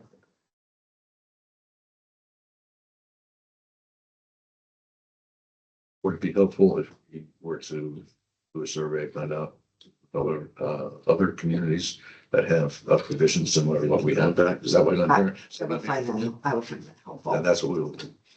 Is there a motion to table? Hold on, Matt, before you have a motion to table, we have Madison's, just want to do, just give one other one. I don't know what it says, but I want to see what it says. If we can find it, if you give us a second. Sure. I don't know if that would change my opinions or beliefs on the subject, but There says all employees of the town of Madison shall be free to exercise their rights as citizens to cast their votes, to express opinion on all political subjects. However, no employee of the town of Madison shall serve as an elected board or commission of the town, except as required by his or her position during his or her employment of the town. They do not have that particular line. Although, like I say, this has been recommended to us from various places I've seen about political activity in recent years. And like I say, it's also been approved by our labor council as well. and Mitch, you know, I have a belief system. I don't want to detract from the great work of bringing us into the 21st century on the personnel manual either. You know, I recognize that he needed to update this document. And not So the previous, Matt, if I could just jump in here, the previous policy, actually, there's literally a federal limitations under political activity. This is the second paragraph, second and third paragraph, one of which says employees, the existing document, employees may not use their official authority or influence for the purpose of interfering with or affecting the results of an election or nomination for office, not directly or indirectly attempt to coerce, advise, command, or other town employees to pay, lend, or contribute to a party, committee, organization, or person for a political purpose. So there's already pretty tight restrictions on political activity in the existing manual, which Do you, we keep that in the new one? no, I don't think so. It turns out it's the Hatch Act. I don't know if that's still in effect. You know, This is some complicated stuff. Lou, in my own way, I really This is love right. Guilford. I think you do too. And your pin didn't actually coerce me into It's the thinking. town of Guilford. I'm just saying that pins doesn't necessarily coerce me. That argument is Oh, I've got directly contrary I've to got your some pins in my car that you might find coercive. They're about this big. They say, Ned Lamont on them. I wouldn't find that coercive, just that you support the governor. I've heard this argument with regard to advertising before, that I'm not persuaded to buy Tide because of the commercial during the Super Bowl. But yet they spend millions of dollars every year and people buy a lot of Tide. All right, I'm willing to support, Mitch and, Sam reaching out to COG to see what other communities have. However, I will say this. Even if we are on the leading edge, what's different than us being on the leading edge relative to food scrap diversion? So doing the right thing is always the right thing to do. So in my mind's eye, this is the right thing to do to prevent that kind of behavior from impacting the service delivery that we are charged with providing to our residents because of the potential for disharmony and also furthering one cause versus another. Because there's no limitation to you pull that partisan or political stuff out, we're going to get an awful lot of things that would be permissible. I think employees are clear that there's an expectation that they have to do their job regardless of their meetings and I views. would like to be sure that we keep to the schedule of, I know we have another meeting this month, so that Right. we I'm can. not gonna be here that, I am on vacation for the next meeting. Well, I think the question is, can you, within that timeframe, get us some kind of feel for what other communities Sure. do? I'm not sure we need you here to. Okay, fine. To make the decision. I think we We'll kind of say whittled it down to, Yeah. is that, are we an outlier? And then again, I'm gonna make the argument, even if we're an We outlier, are, yeah. I support it. Yes. But if we're not, I'm a lot more comfortable with it. Exactly. Thank you. All right, so there's a motion on the table. You want to read, is there a motion to table the agenda item? Yes. I'll second. A second. Further comments or questions? Let me try your minds. All in favor? Aye. All right. Boy, you didn't think it was going to be that controversial, did you? I didn't think that particular way. I always thought it would be. That's all right. Thank you. We will get you the information you requested. Thank you. Next mention. All right. Item 9, and Mitch, don't we, Yeah. Oh, this, one, why? yeah, discuss and take possible action to carry over vacation time to fiscal year 26-27. I think we all have the memo here. I would like from Mary Jane to make a request. Darlene Menor be allowed to carry over an additional 10 days of vacation into fiscal year 26-27 to be used by December 31, 2026.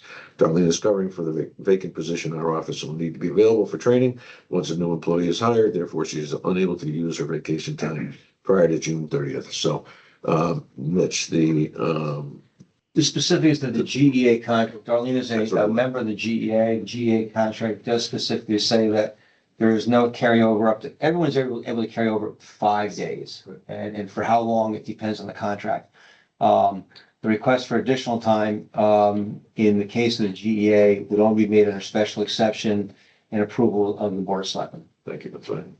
Good. And at this time of year is particularly an intense time for the finance department. It's the end of the fiscal year.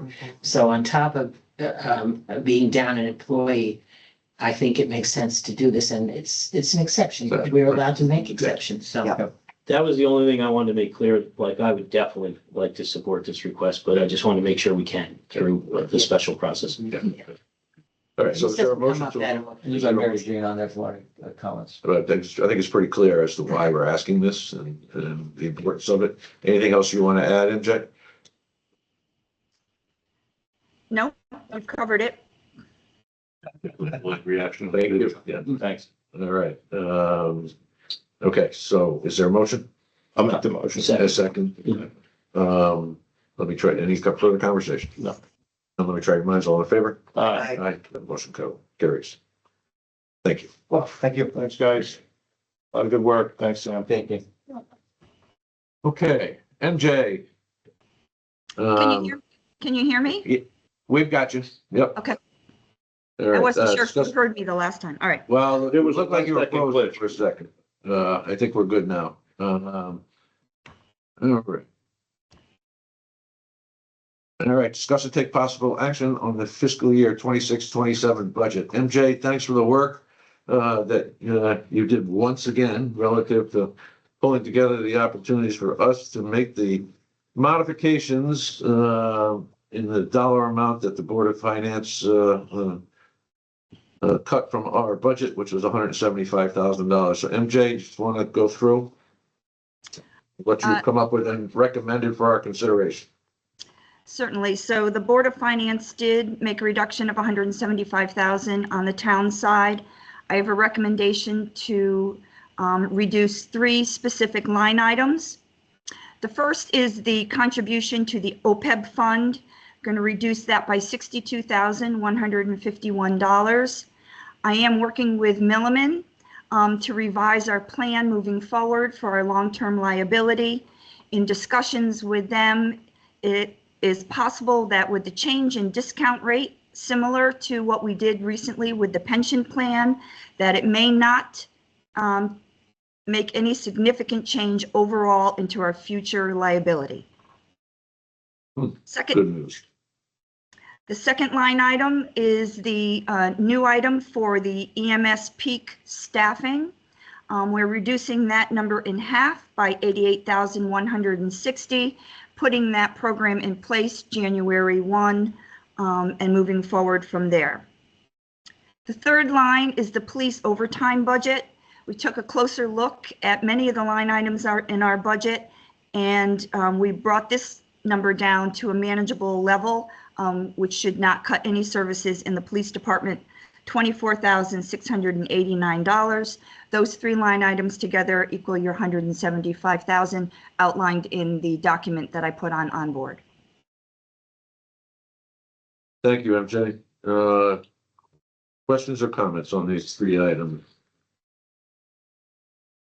Let me understand a little bit more what you're saying on OPEB, because that concerns me. I mean, I want to make sure we're in a position where we are meeting our long-term obligations and we're funding this in a way that doesn't just, to use the phrase, kick the can down the road, and we have some greater obligations down the line.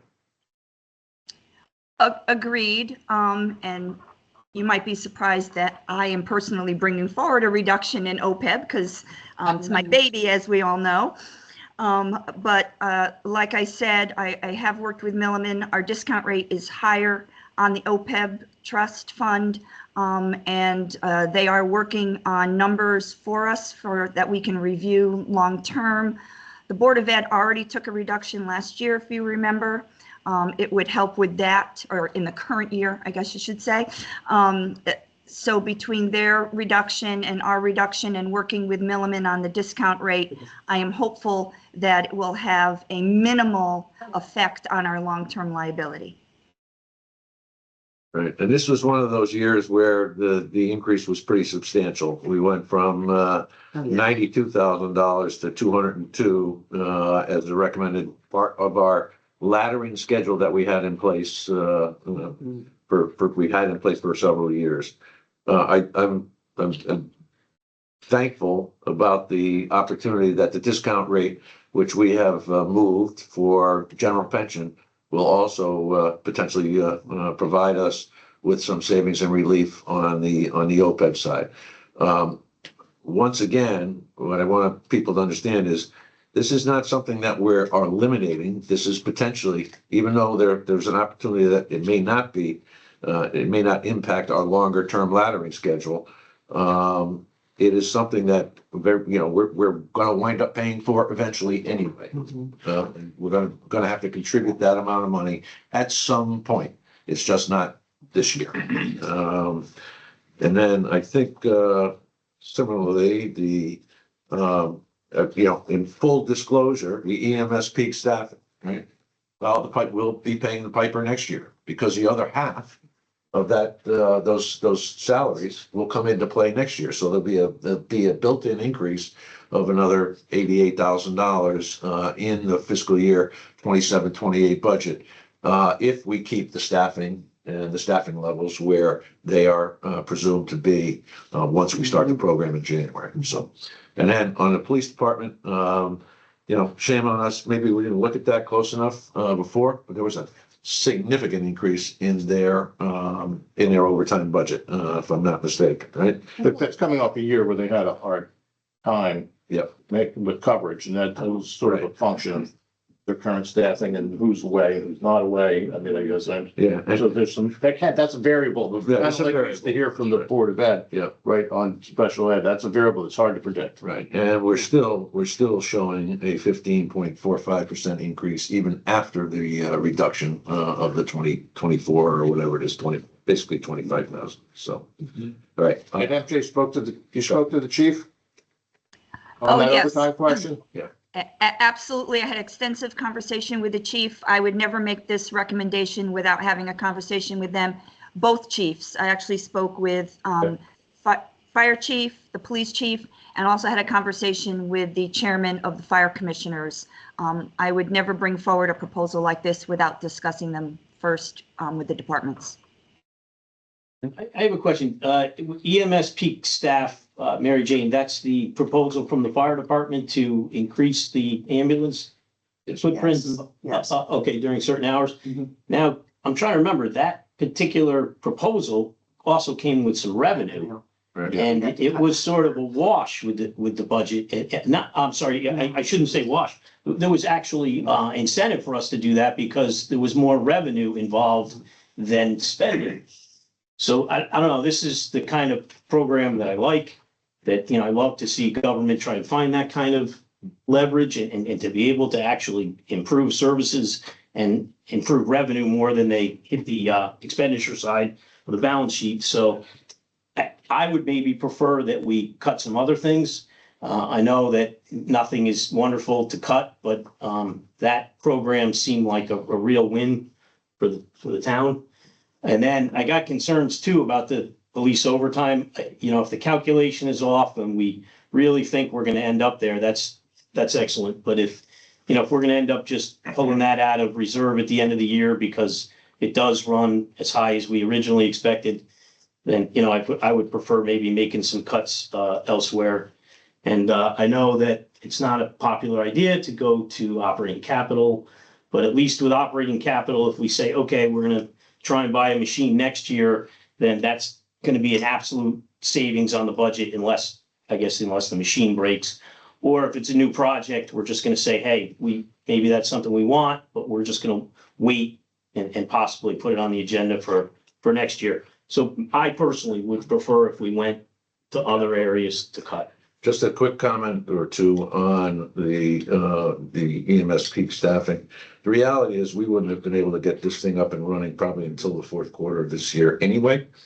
Because it has not been Requires some work. Has not been approved. You can't even go out to the marketplace with job descriptions and postings, et cetera. Getting them on board and trained up was probably going to happen in the fourth quarter. And for those of you who pay attention to the monthly finance reports, the revenue on fire department has seen an increase over the last 3-4 months since we put together this document and that plan. So we're seeing an increase with that if we knew was going to be there when we put the revenue budget together in January. All right, we would have added it regardless. So Okay. the revenue will still be there from the work that gets done, that gets billed, and the work that doesn't get done because we're not bringing in replacement salaries. So we're comfortable that the revenue, and MJ is comfortable that the revenue number will not be adversely impacted on what we had forecasted. Now, yes, there is the reality that we might not have gotten as much because we deferred until January, but MJ is comfortable that at the end of the fiscal year 26-27, those fire revenues will be there. So. Yeah, so I'm comfortable with that. I didn't like any of these three things when I saw them on paper, but I'm comfortable with based on your comments about the fire change. The police makes sense. I mean, I know they use a 3-year rolling, but that's so wishy-washy. I do agree with Mr. Trotta's comments though about capital. And I mean, I think I've been one of the stronger voices for keeping it at $1 million, but we've had 3 things that we really didn't want to ding. There was the capital under $1 million, always fully funding our retirement, and now the OPEB. And so we're kind of sacrificing the OPEB somewhat, although I, appreciate the comments about the discount rate and everything. Maybe it wouldn't be a bad idea to look at capital, and I'm specifically thinking of golf. We have over $100,000 of things for the golf course. Well, came in mind for me too. And I think that if we hadn't been trying to keep at that $1 million level, we probably would have looked at them. Because there's nothing else in there that we would have considered changing, and those things do get so. So that's a possible alternate to the size of the reduction in the OPEB. I don't remember what they are. I think there was like 85 for equipment and then 81,000 for 25 equipment. for 25-ish for something to golf. Yeah, But I didn't know. Big sprinklers and some kind of sweeper. So, I mean, that's I wouldn't mind. We I thought had, there was a Renault inside the storage space, wasn't there? Did that get pushed off already? I don't recall, MJ, all it shows in the document you provided us is 67,000 for equipment, which was down from 81,000 the previous year in our current budget. Yeah, well,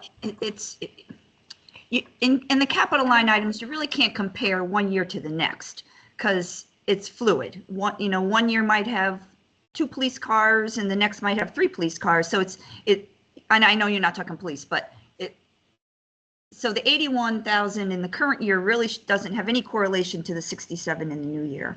But I'd have to I don't have my capital documents up, but I'd have to pull them. I would say if you want to make a cut into capital, you just let me know and we can figure it out.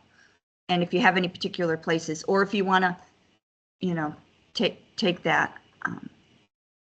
Or I can look into it while you finish your meeting and get back to you. I'm not sure what you'd like me to So, do. so let me understand, if we said, for instance, an even $20,000 from capital, just as opposed to trying to pick a project, that, or is that not practical? We would have to pick an item to defer. Yeah, it's hard. You know, if you said, in a department that's a lot of different line items like park and rec, if you want to find $20,000, we could probably easily do that. In a line item like golf, and I'll pull up the capital in a second. You know, that 67 might be one thing. If you take out 20, it really doesn't help, Yeah. you know? 67 was the Toro Reel Master. Not sure what that is. And the 25 was expansion of sprinkler heads to irrigation system. Stood out. So that's the interesting thing. They must be doing that by moving sprinklers around right now. The thing with the golf course and like a lawnmower, which I believe that is, there's different lawnmowers for different parts of the course, which is kind of odd. It's a capital intensive part of the business. I think the sprinklers, if I remember the presentation correctly, and I'm not completely positive I do, but if I do, it was a function of trying to have installed sprinkler heads as opposed to right now they're moving. Yeah, it was something new, but a better improvement, right? Easier. And then I Maybe think more you efficient. touched on, you know, I had brought up that there was, I think it was a storage area by the pickleball court. And I don't know if that's still in there for park and rec. I was thinking storage at the golf course. I thought they wanted. I to do thought it was something. nice to have it as opposed to virgin. So certainly worth the discussion. So right now, the pickleball, they have like a construction locker. They open and put stuff down. I'm not sure exactly what they're proposing. It's a bit, I personally hate to see any cut in the capital, but because I don't think that the next year budget process is gonna be much easier than this one. I mean, the situation of high inflation is not gonna go away in 6 months, I don't think, but anyway, I'm okay with it if it's a very small cut to capital. 62,000 is, like 5%, Yeah, a little higher than 5%, you know, on the budget. Right? if, could MJ look at it? What, our meeting's gonna go on for a while. Could she look and come back to us like as she suggested? Or did you not? Yeah, we could do that. Yeah, I just need to know what direction you want. Are you specifically targeting the golf course if you want me to look up, or I'm not sure what direction you want me to go.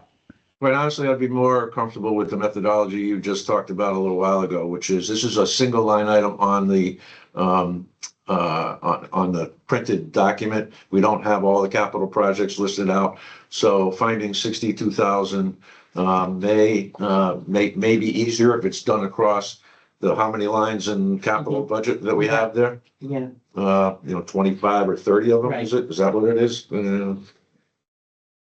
you're right. We just can pick a figure. We So don't have MJ, to. if you No. if Yeah, so my concern, I can find $62,000 in capital, but I would want to have discussions with department heads to have them give me some input. There might be priorities that they're looking at. So My that's suggestion was specifically the $67,000 Toro Reel Master for the golf course.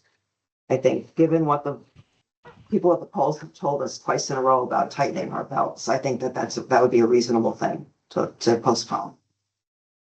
that decision doesn't have to be made today, though. Like because I personally would rather have the golf commission and the superintendent of the course tell us why they shouldn't cut that particular device.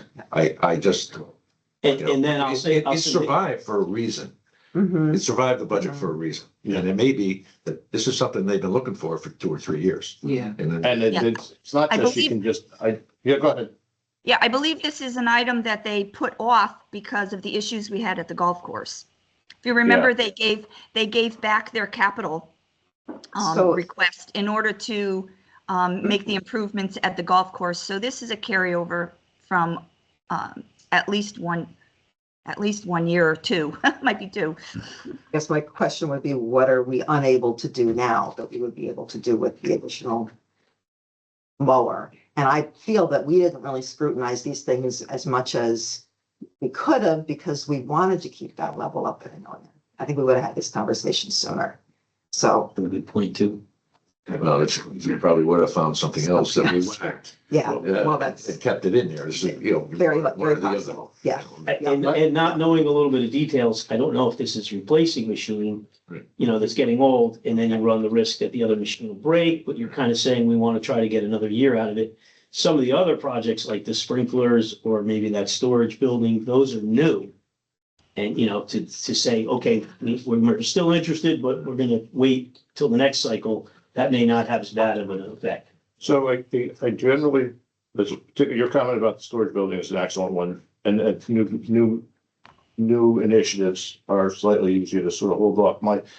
Just so we've said it, we've all said it a bunch of times, by deferring or reducing this capital line item, what comes and goes, it's subject to the usual debate that we all have here, but once we drop it $20,000 or $40,000, that's $40,000 potentially that's more likely to have to go into either a bond or have to get refunded in another year. I mean, keeping that, the advantage of keeping the capital line item level, if not even tiny increases every year, is that becomes a baseline to have liquidity for necessary projects year over year over year. And once we shrink it, we create pressure on a subsequent budget. That's all. That's my concern. I just looked it up. The Toro Realmaster is a form of a lawnmower, the type of lawnmower. Yeah, I have another thought. Lou, I'm a fan of pay as you go, Yeah, but you know, I kind of want them to be projects that make the most sense and well, that's. they're nice to have. Sometimes I think maybe we don't have to have them. I don't, we are in agreement on that point. There's no question, we're agreeing on that point. And we gotta really make sure things make appropriate sense. And I don't know about that Walmart. It may be essential, but you know, for some aspect of what they're doing and what they have is ready to fail. My point is a fiscal point, which again, I think would be appreciated by conservative financing, municipal financing, which is by keeping a line item like capital level. We don't have to find a way to fund it in the subsequent year. Which there was a moment in time that was searing to my mind, where we were behind several years ago, decade or more. And capital was very low. We needed to build it up. We needed to find a way. There was pressure already on the bonding, and this has been a multi-year process of getting this number to a figure that makes some sense. and that's the reason why I've asked that we look at a flat, just like a flat line item going into a separate capital fund. Yeah. So that we're not looking at individual projects understand. on an annual basis. So you're suggesting going forward, we approach it a little bit then. I have another thought. At the sake of saying something I probably shouldn't, I believe that 5-year capital plan is something you Oh, long I- stress needs to be. I stressed the need to go out a bunch of years. Yes, I did. You're right. You're right. It's not an enormously significant amount of money, but I think it's worth considering a way to create some additional money. I would sort of suggest, and we can just, if everybody thinks it's a good idea, we decide where we would apply it. MJ's comments about OPEB is helpful, but nonetheless, maybe we can still address some of this. I mean, we have been the Board of Finance to soft fit the Board of Selectmen, these 4 selectmen, an additional $2,000 on our stipend that we get every year. And this year, that authorization's in place, but this year, given the budget pressure, I would suggest we waive it and create $8,000. Originally, my thought was to go just have it drop right to that OPEB line, so we're not reducing that as much. But I'm open to suggestions here as to where the most appropriate place that would be, if everybody thinks it's a good idea. I like saving the police overtime, but I'm not too aware. If there's a new calculation and they think it's on, then that's just good news all around. I just don't want to see at the end of the year, like, oh, we were wrong and we got to pull that money out of reserve. Well, I think when we first considered this, transferring this $8,000, we thought about reducing the OPEB cut, because we hate to cut OPEB. So that was what I thought would make sense. It's fine with me. But the reality of what MJ's saying, Yeah, maybe. but that's a savings potentially next year. Maybe this 8,000 falls in, we can change the discount rate instead of this enormous Yeah. addition to the OPEB contribution, maybe next year it comes back even a little bit, and it just helps. Yeah, I mean, I'm in agreement with using the funds, I guess, wherever it seems to make the most sense. We do 4 and 4, 4 for the police overtime, 4 for OPEB. Given that adjustment that helps OPEB. But either way, I think, the effect is still there. Yeah. Regardless of how you split it up. Oh, that might be nice. Solve 2 problems, a tiny bit. Okay. And I don't want to ignore the capital point, but that's just, Well, let's see if we can narrow down the capital point. Are we at a point where we're comfortable allowing MJ to go back and work through it to see if it is a series of items within capital that can be modified or adjusted versus saying that the floral real master or whatever it is automatically off the table. It's fine. A, we don't have to make that decision today. And B, if we do, then we're gonna have to go back and approve our 5-year capital plan to reflect. Oh, Because we actually Mhm. approved the 5-year capital plan. we didn't. With Right, this, with this in it. You're right. So, That's right. so I'd be more comfortable doing it that way. And, again, preference for police and for OPEB versus, capital, I think it's a moot question at this point. I think Police, Yeah. police Yeah. and OPEB is where it should go. Or all OPEB, or all OPEB, depending on our finance person's opinion as well. Got it. And we're also gonna, over time, we're gonna have some better estimates on what the OPEB contribution should be to stay with the plan that we had, which means that may free up some funding, as that we had intended to fund, which would allow us to go in excess of what we're, or that money could be reapplied somewhere else by moving the voice.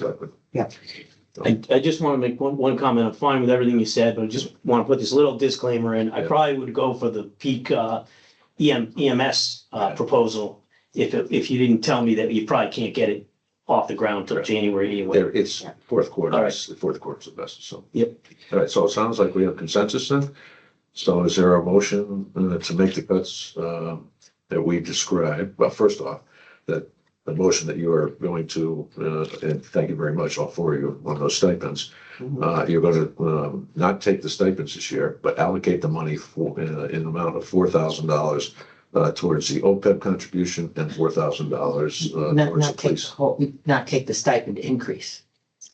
Stipend increase. It's $1,000 We were increase. giving them all. Right, yeah, which is 8,000. Yes, right. So Yeah. 4 and 4, Yeah. okay? And then, so MJ will modify we'll modify those departments to that effect. And we're gonna authorize, we're gonna also taking out what was it in capital stuff? 67,000? Yeah. 67,000 in capital projects, to be determined, by this board at a later date. Right. Does that make sense? Somebody want to put that in form? I think you just I did. don't know if I Right. can repeat that, but I'll have that motion as read in by our first selectman. The question is, Brendan had I said, I believe that. he's got the luxury We're of all tape. coming together. there we go. He's got the. I'll second In a that. second. Further comments or discussions? Can I ask a question? Yes, ma'am. So you're asking me to take potentially 67,000 out of capital, and where else am I not cutting? So, Because- You are not cutting. Oh, wait, no, So at- take it, should at the, come out mo- of so capital. at The the 8 moment, grand can- right. So at the moment, we're taking an additional 8 grand from Board of Selectmen. We're Yeah. putting 4 back in OPEB and 4 back in police. I'm That's it. still at 175. Yes, you are. So now you're And no- talking another cut from capital. If we find that, where, am I not doing OPEB? Am I not doing police? Is that what you're looking? Oh, I see. the point. Yeah. Yeah, we actually did Just- what we needed. We have to put the other side of that motion. What will be, what of her recommendations All right, will so, we not follow? so the 67 that's coming out of the, out of capital is going to go back into, OPEB. Mhm. right? OPEB first, right? Yeah. Yes. You only needed 62 for all And that. then whatever's left into police, so. Yeah. Left into police. And then the 8,000 goes into police too? Oh, OPEB then, please. Yeah. Sanjay, you're probably working a spreadsheet on me already, right? Yeah, I'm just trying to make sure that when I come back with a recommendation that I'm doing what you're looking for. So that's the bottom line. So Basically, it just to be sounds like clear, we're are you looking eliminating for a the- $67,000 cut from all capital? capital. You might not even have to go that far, right? So I can at least If try to How about if- the 8,000 gets applied to the capital line item, Right. all right, we'd take 59 instead of 67. Right? Right. And that would So- leave the other two the way, where they are in terms of the cuts, but you wanted to impact OPEB and fire. Right, Not police fire, overtime, police. police overtime. It did. All right, so MJ, what does that make the cuts look like? Yeah, yeah, I have to say I'm confused and maybe I'm just not hearing all of the conversation, but, so I can, you want me to redo, well, it would be whatever I can take, I reduce OPEB to 0 and then take the rest out of police overtime if I find 67,000? And do you, Yeah. And you Yes, Yes. have 8,000 to work with too. right, I got the 8,000. So I guess my concern is that I take capital from places that you really want to take capital and not where my department heads would like us to take capital. I'm unclear on what I'm doing with capital, I guess. Too. It's the bottom. I would, thank you. I'm sorry, MJ, I feel like I'm talking on you. There's a tiny delay. I didn't mean to do that. I think that's too much of a cut from capital. And I'm hearing that we have the opportunity to get some savings in our OPEB contribution as a result of changing the discount rate, which was considerable, as we learned, with the pension number. Maybe less considerable here since relatively smaller numbers, but it's going to be something. And my sense of this is that we should try to still cut. I'm just going to be pulling numbers out of thin air here a little bit, but about $40,000 from OPEB. Hope we make up that balance in the discount rate. The 54, if I'm hearing it correctly, which was 54,150, which was the EMS, we do not need they can still operate as they need to, and that's a change that can take place. Yep. In the course of operations. Okay. We're saving 8,000 from Board of Selectmen, and that would really reduce the cut that we need to make the police overtime considerably. Let's see, gonna have to pull a calculator out. There you go.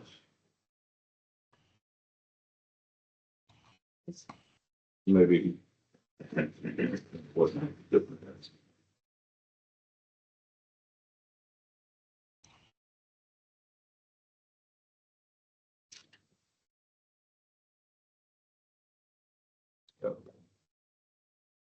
Okay. You come up with. Not too bad. Yeah. We gotta come up to 175, right? Mary Jane, what was the complete cut to, the OPEB contribution? If you have that handy. 62, 62, 62. 8 from BOS, 88, 160 from EMS. And then how much was it from the police, just so I can play around with these numbers again? It was, the police were 24,689. Which if we give them 4,000 back,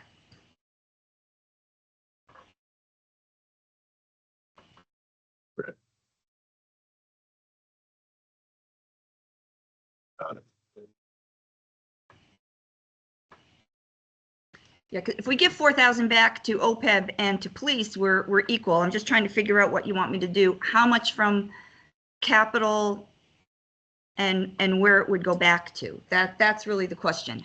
That would The be question is, how much do you want to take from capital? enough to cover the OPEB, Okay, enough to restore the OPEB cuts, right? Minus the 4,000, Okay? That's All right. clear direction. Yep. okay? Mm-hmm. And then, minus the 4,000 that we're sending to, the police department. Because you have to net both of those out to get to the Correct. 175. Correct. Does that make sense? Yes.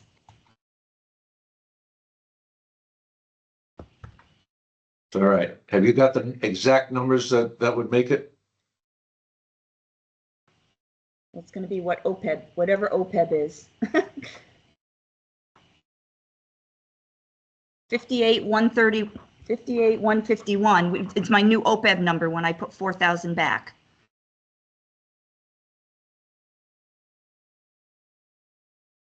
But we are completely wiping out the 62,151 with the cuts to capital. Okay, so you want the full 8,000 to go back into police? Can I throw out numbers? I think this works, MJ.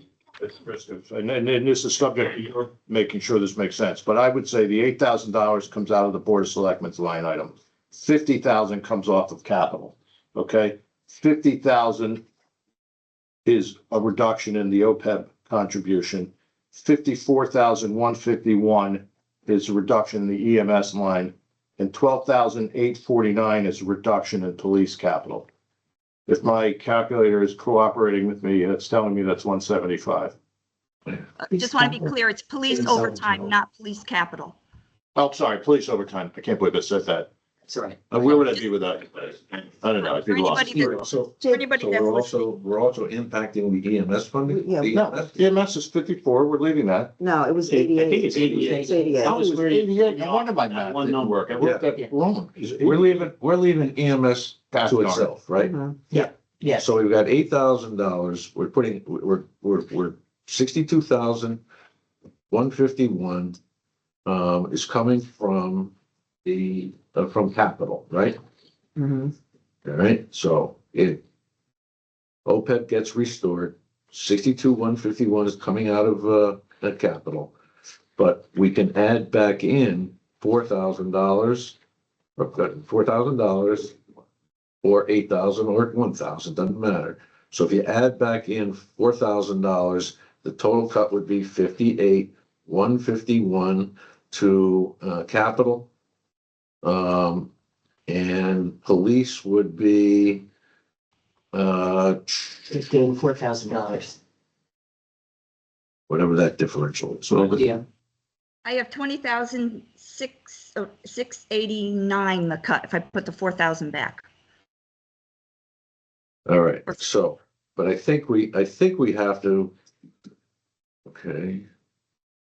I'm just trying to, let me get this. So give me the three numbers that you're at right now.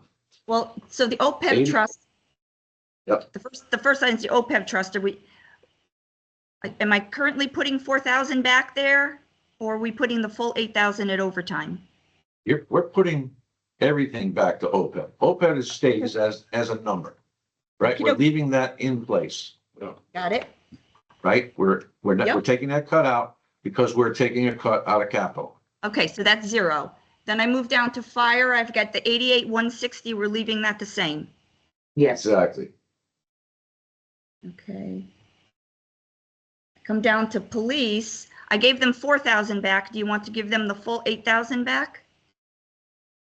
I would think that's probably where you put it. Okay, Yep. Unless you want to give some of that back to diminish the cuts in capital. You already did.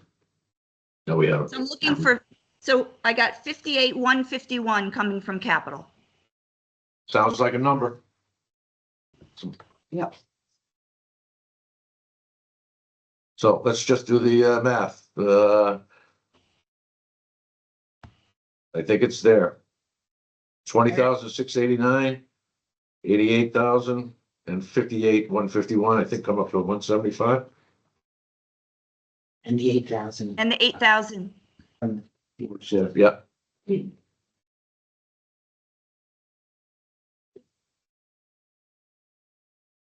Yep, so my spreadsheet has 88,160. 2689. 8,000. And a general cut to capital of the 58,151 for a total of 175. Sounds like it. Took us a while to get there. We have too many notes on too many different pages. That's okay, sorry, Right. I just wanted to be sure I was clear in what you were trying to Yeah. do. Okay. All right, that worked. Is there a motion based on what MJ just elucidated in terms of the cuts and modifications? Move, second. Fine, second. Further comments or questions? Let me try your minds. All in favor? Aye. Thank you. Yes. Sorry, MJ, that was painful. Sorry to keep you No, waiting. that's okay, I just was wanting to be sure I had it right, so, Better get it right. You're gonna have to come back and fix it. all right, thank you. No, thank you, MJ. Thanks for your work. All right, item 11, appointments and resignation. And Sue, if you need to leave, please. Still. Okay. And you had mentioned earlier today that you had to be out of here Yeah. by 10:30, so. That's good. Thank you. Before you do, I just was planning on this as at the end of the meeting, just a moment of silence on behalf of Gene Bishop's passing, who sat at this table with a selectman member and as the first selectman member, just one of the true gentlemen in this community, patriarch of the Bishop, one of the patriarchs of the Bishop family, and just a wonderful contributor over the years. So just a quick moment of silence.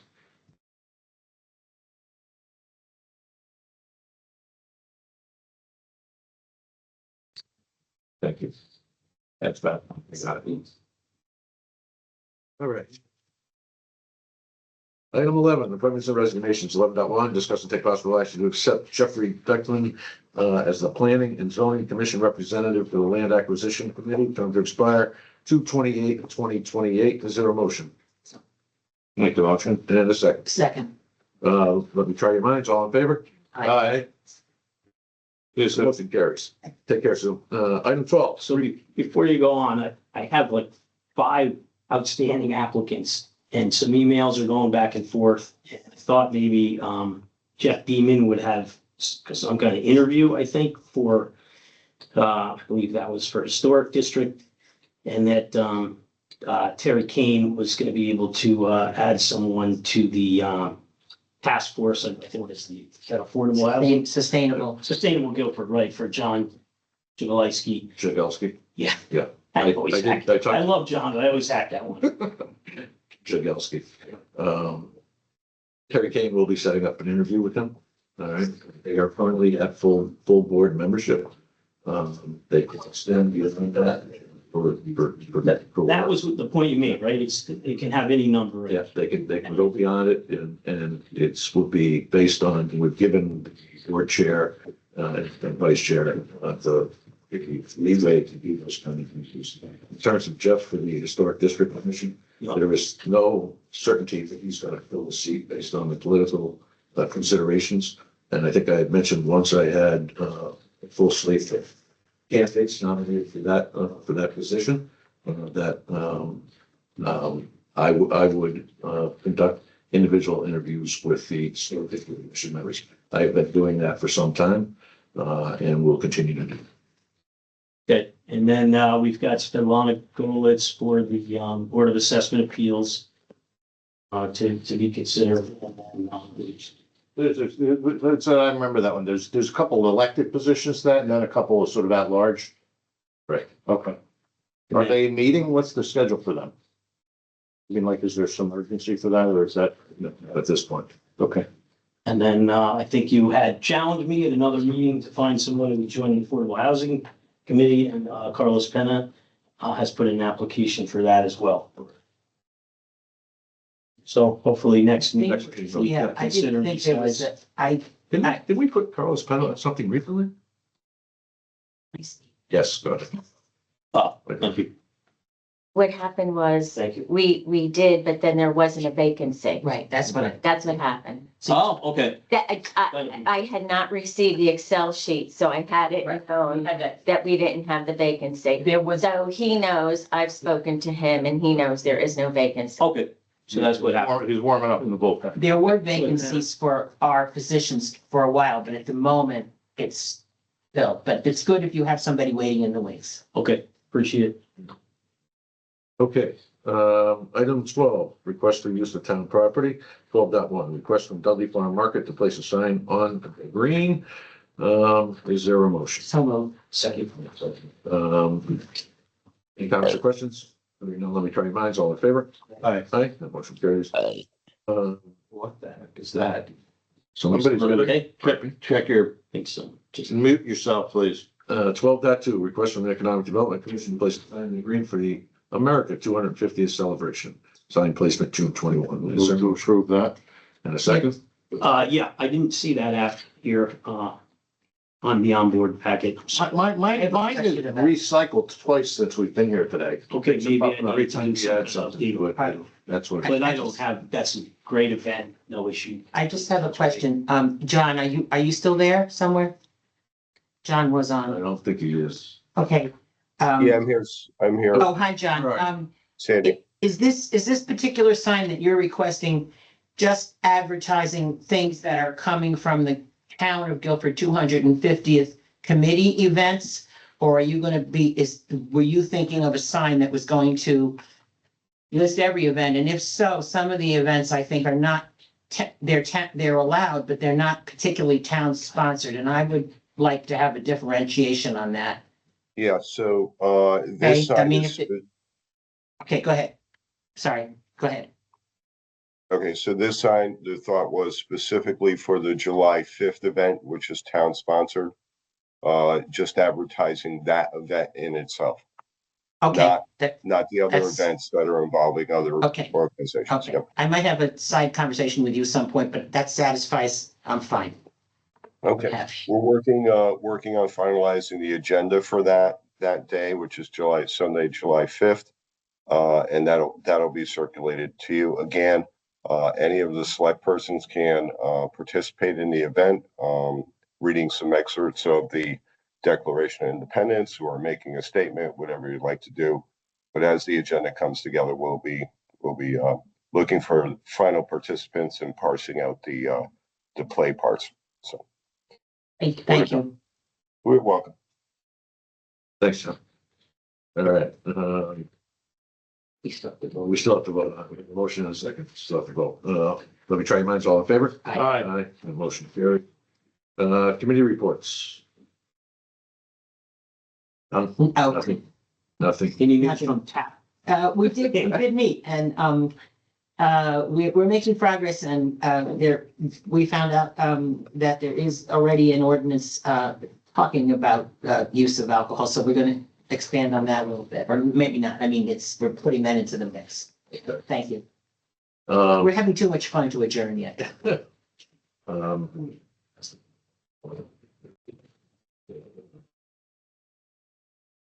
I think, the Affordable Housing Commission meeting with OCA Oh, yes. is important to mention. Okay. You want me to do it? You want? Yes, you can. At a recent Guilford Affordable Housing Commission meeting, we had some guests, Erin Boggs, the Executive Director of Open Communities Alliance. Well, let me back up a little bit.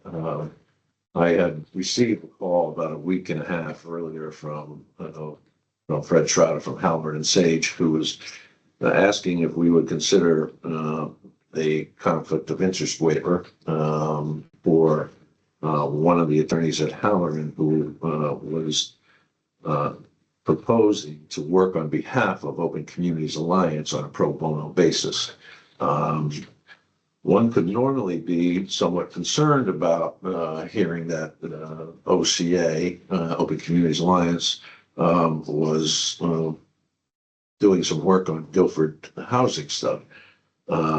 Because they are the organization that sued the town of Woodbridge several years ago and a couple of other communities around the state relative to their utilization of the zoning code as a weapon against any affordable housing developments. So I had the opportunity to share a speaking rostrum with Erin Boggs at the United Way a few months ago, and had in fact invited her to come and meet with the Affordable Housing Commission, which finally took place.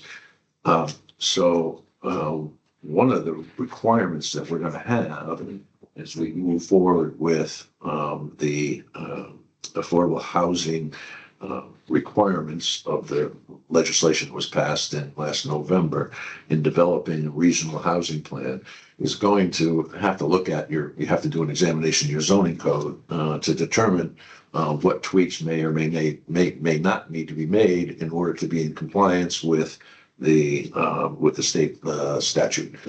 In addition to creating incentives, creating more incentives for affordable housing development. So that arrangement is in place. The board of the Affordable Housing Commission has accepted the proposal that they do some pro bono work on behalf of the town.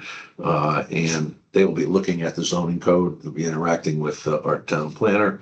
So I just wanted to make sure that folks knew that that was in the works. Thank you. It was a very positive meeting and the approach didn't seem to reflect past approaches. No, it did not. And one of the good, this was gonna cost us something in terms of legal research to do it Yeah. anyway. And although there is potentially an opportunity that the South Central Regional Council of Governments will have funding and resources available in addition to those that have been going through Howland and Sage. And it wouldn't surprise me if they didn't wind up using Howland and Sage individually for the entire region. So, but we're in first. So, but a conflict waiver isn't something that would need to come from us. No, the conflict is the That's conflict really- waiver because Howland and Sage does. No, I understand, but approval is a conflict waiver, or is that something that we would have to act No, on? that's something that I do. You do, I right? do, and It would be a advice of town consultation with town council. Yeah. Got it. Yes. But I mean, thanks for that explanation, because that would be an unpleasant thing to be sandbagged with. Yes. But it's good to hear that and understand the thinking. That's all I had, on committee reports, correspondence. I have, well, there's two items. One, it's very nice. It's a very nice letter Letter from from Al Cream, one of the big advocates, for Shelter. Go ahead. Yeah, and thank you for that. It was great working with them. I'll just say that. Yes, and thank you for the work you Yes, did. thank You're you. welcome. I have been, a couple of people have been, John, you may have heard some of the same thing. A number of people have asked me where they can get more information about the budget. We have our head in this thing and we see it all the time and we think everybody watches our meetings and maybe many do.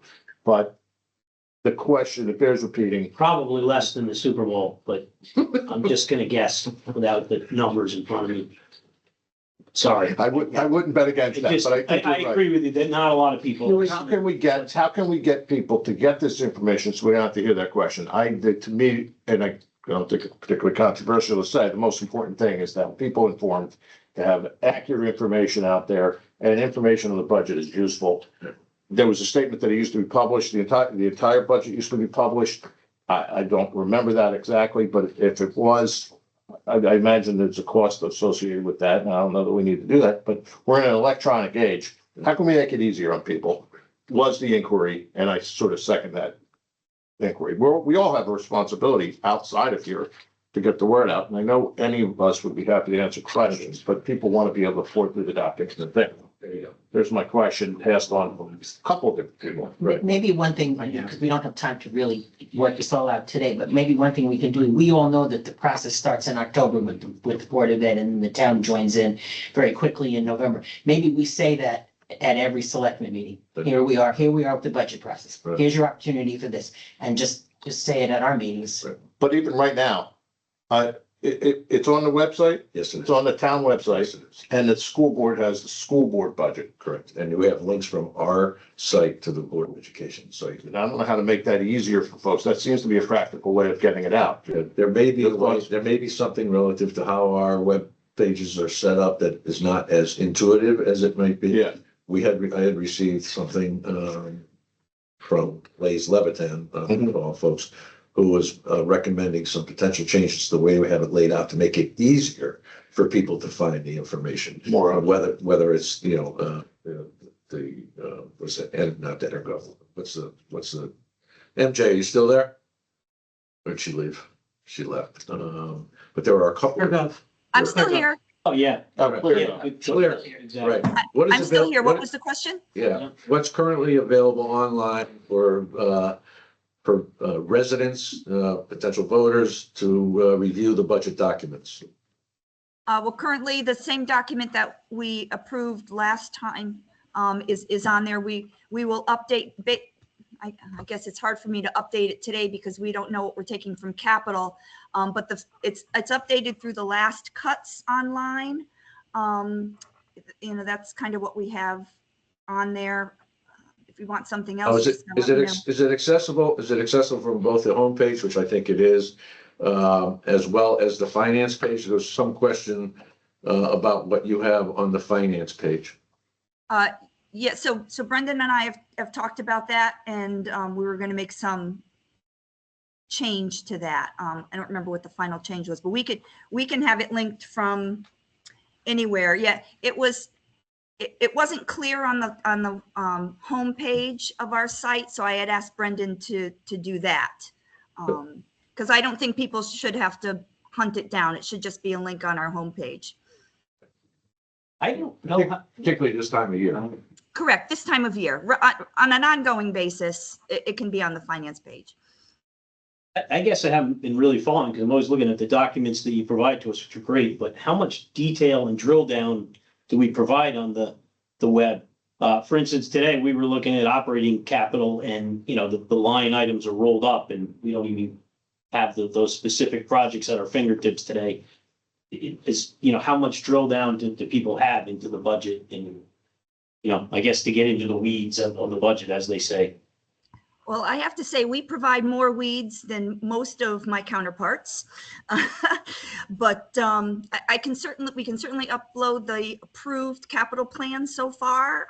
You know, you're going to be amending it, so you know that reduction there is going to be difficult to show. I guess I can just put a line item in there for, you know, a reduction line item, but the capital plan is going to match at the moment to the number prior to our cut today. But we can certainly put that up there.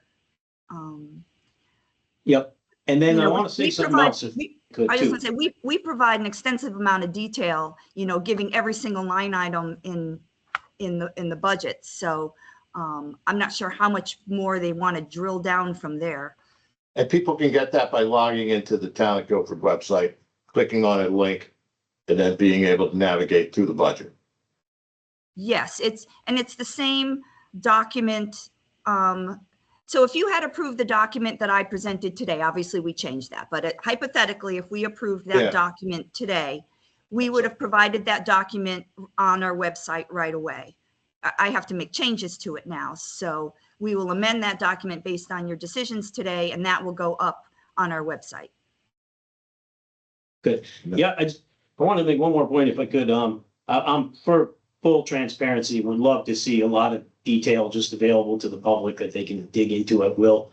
But also just a little worried about the balance of the demand on your department.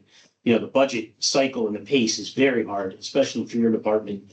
And I'm sure last minute requests, which you get plenty of, are not great to deal with. So I guess any foresight too, to say, hey, people are always asking the same questions every year, and maybe think about how to publish those answers.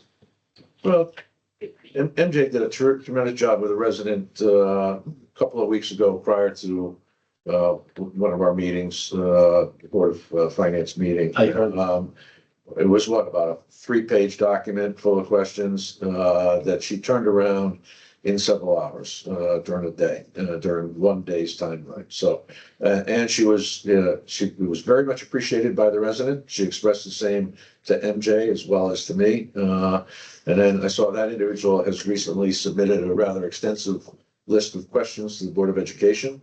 I don't know whether you guys were copied on that as well. But so yes, it does take some time, but Jonathan, that's part of the job. It is part of It's part of the deal, it's part of the job. And MJ jumped into that. She obviously pushed off a couple other things she needed to do that day. But when citizens ask those kind of questions at this time of year, it behooves us to turn around and respond as quickly as possible, as long as it doesn't fall underneath an FOI kind of request. This was not an FOI kind of request. It was clarification on some of our budget lines, which you can't get full detail on each one of those lines, right?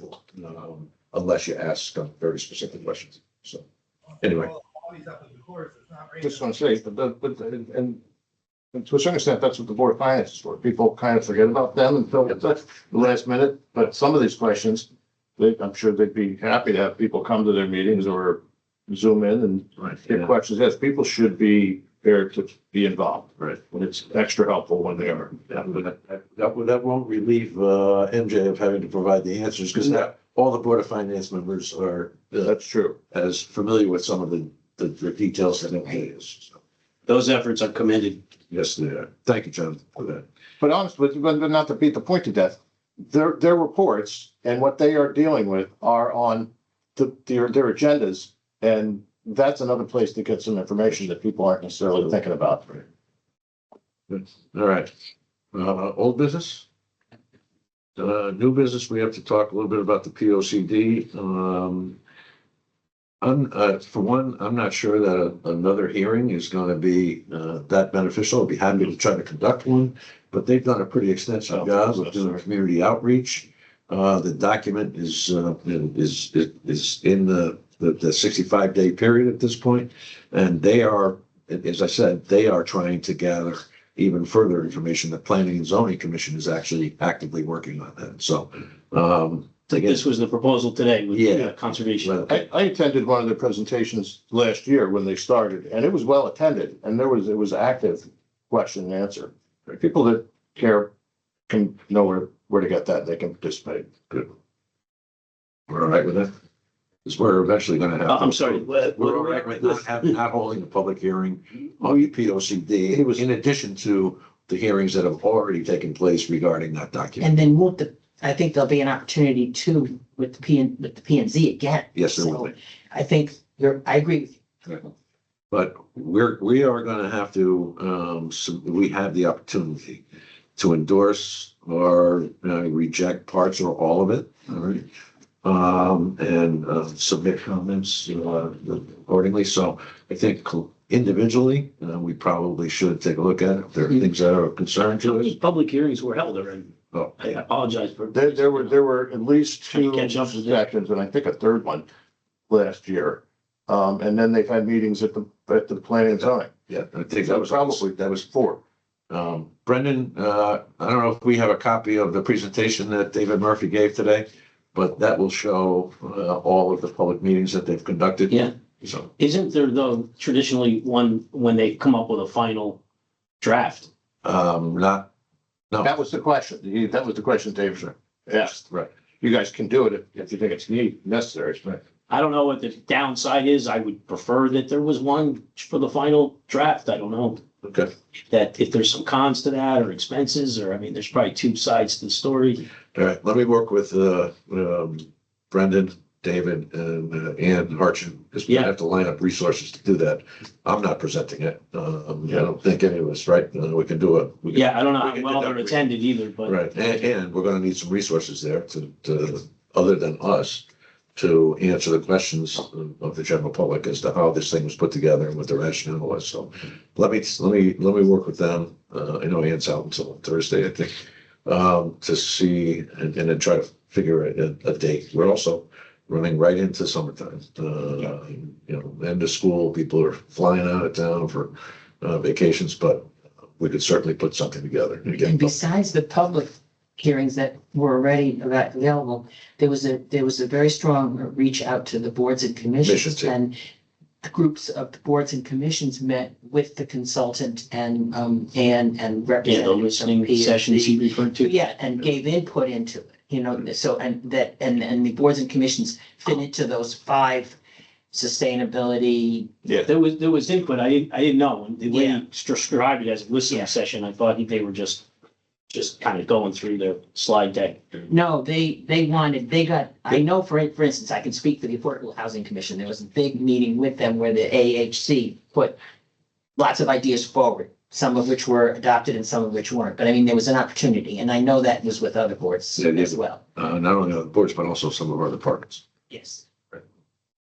I appreciate the more openness is good. I think it's a little redundant in this case, but I won't get in the way of it. But I just don't know that a lot's going to be achieved up beyond what's already happened. If I thought, contrary to this budgeting matter, which I really want to get a flashlight on, I think this has been fully illuminated. Me. Okay. But I just plugged into it earlier. I was there last year, so I saw. Like I said, I'll work with Brendan, we'll work with, Ann and, and Mr. Murphy to see whether or not they can get resources. Doesn't make any sense if it's just us sitting there. Yeah. I don't think so. All right, public forum. Deb, come on up. Patiently waiting for 2.5. Debbie Demuses, 18 Sugarloaf Road. Actually, I was there at that meeting where they had the boards and you were able to write on the boards. I think there were about 100 people there. It was a great crowd. He didn't say that, but it was a great crowd. And honestly, I think the public hearing would be good because I went to that, but then I don't know the result of that. I don't know what, it would be great if we somehow signed in on that and then they could email us and say, it's come out, do you want to see what all this work did? So I kind of would like to know what that's all about. And I appreciate it that I didn't see it, but I could listen to it. So I appreciated that also. Another thing is that I do believe that in a work area that we do keep political information. I'm just giving my own 2 cents on the HR issue and the remake of the policy book. I did work at the high school for 21 years. I didn't appreciate it when anyone did sort of give any biased views, even in the classrooms to the kids. So I think it's really important. I don't know if it includes the Board of Education, but I do think it is important for us to keep our thoughts on political issues, especially at the school level outside of the classroom. And I know some things have been brought in, which have been very, how do I want to say it, not in a good vein. Polarizing. Yeah, polarizing. Thank you. Thank you. And I think that still tends to happen. So I do appreciate that people use some refrain, and even at graduation, students are told not to have certain things on their caps. And, I think it would be appreciated all over if people could just keep their own views to themselves, especially in certain forums. Jonathan did bring up some other things that I was going to talk, so I'm glad he got that out of the way. I know you did say you were waiting for possibly some other people for, I think it's the zoning board of appeals, right? Or something with Svetlana. So I think I did get something on that. So what I had not received any information on was, again, Gina Foster, who was submitted in April 13th for the Board of Ethics. And I don't expect anybody to answer me. I do know that we do have a charter, and the charter does have specific rules. I don't know how we're supposed to adhere to the charter. I'm just saying that. It does say in here 2 terms. After 2 terms, they go off for a year, they get back on. There's someone that his term was up July 31st, 2025. He's still on the Board of Ethics. I would assume that if he's on the Board of Ethics, that would be an ethical thing to do. We also have a member that is on the Board of Ethics who actually now lives in Hamden. I have her address. Her term is up, I believe, July 31st, 2026. So again, she's on the Board of Ethics. I think she would believe that, her term should be up just because she's not a current resident of the town of Guilford. So I'm just advocating for Gina. I think she'd be a great addition. She has a wonderful resume. And I guess that's all I could say at this point. Oh, one other thing. I know, with so much going on in the town green, we get sidetracked. But I really would appreciate it if we could put the vote sign like a week before the actual vote. I know the last 2 times I went to church on a Sunday morning and realized that it wasn't up. So, I mean, for anybody, for people who are for or, don't feel the budget is a little bit over, I think people should be aware of that. I know I drive into other towns off the highway, and Madison has it up a week before. They actually even have what districts you could vote in. So I just would appreciate that. Thank you. Just a quick thing. Yes, the charter does say 2 terms. but the state statutes prevail. It says they serve until they are replaced. Oh, okay, State statute says they can serve until they're replaced. okay. As it relates to the individual who may be in Hamden, I'm not sure she fully resides there. I believe she's in a medical facility at this point. I will personally say I'm not going to remove somebody before her term is up who is in a health situation like that. Okay. Thank you. You didn't have to tell me. Now, I think it's important. That's the second time you brought up that individual not living here. I know, you're right. Well, I hadn't gotten anything privately. Okay, so that's why I brought it up. Yes, sir. Gary McElhenney, 411 Norton Town Road. Just having been on a lot of boards, been on the Board of Selectmen, I would just urge party chairs or those people that are promoting people for boards that they suggest that the proposed board member attend a meeting or two so that they know what's going on before they're put on the board, because I've sat on boards and somebody shows up for the first meeting and says, this isn't what I thought I was getting into, and you never see them again. So just ask your candidates to participate in a board meeting, or at least sit in on a board meeting before they show up. We actually have them talk to someone who's on the board or Zoom. Yeah, no, this applies to everybody. Yeah, it makes sense. Yeah. Because I don't want to waste my time either. Right. Having somebody be on there, it's not easy for me. So, Thank you. thanks, Deb. We gotta do a quick break. Okay, yeah. We're gonna go, is there a motion to go into executive session? First and the second, try your minds, all in favor? Aye. Aye, the motion carried. Invite Ian here to tell me in, guys. So. We're gonna take a little break. We're gonna take a health break. Unless you have a lot of questions, I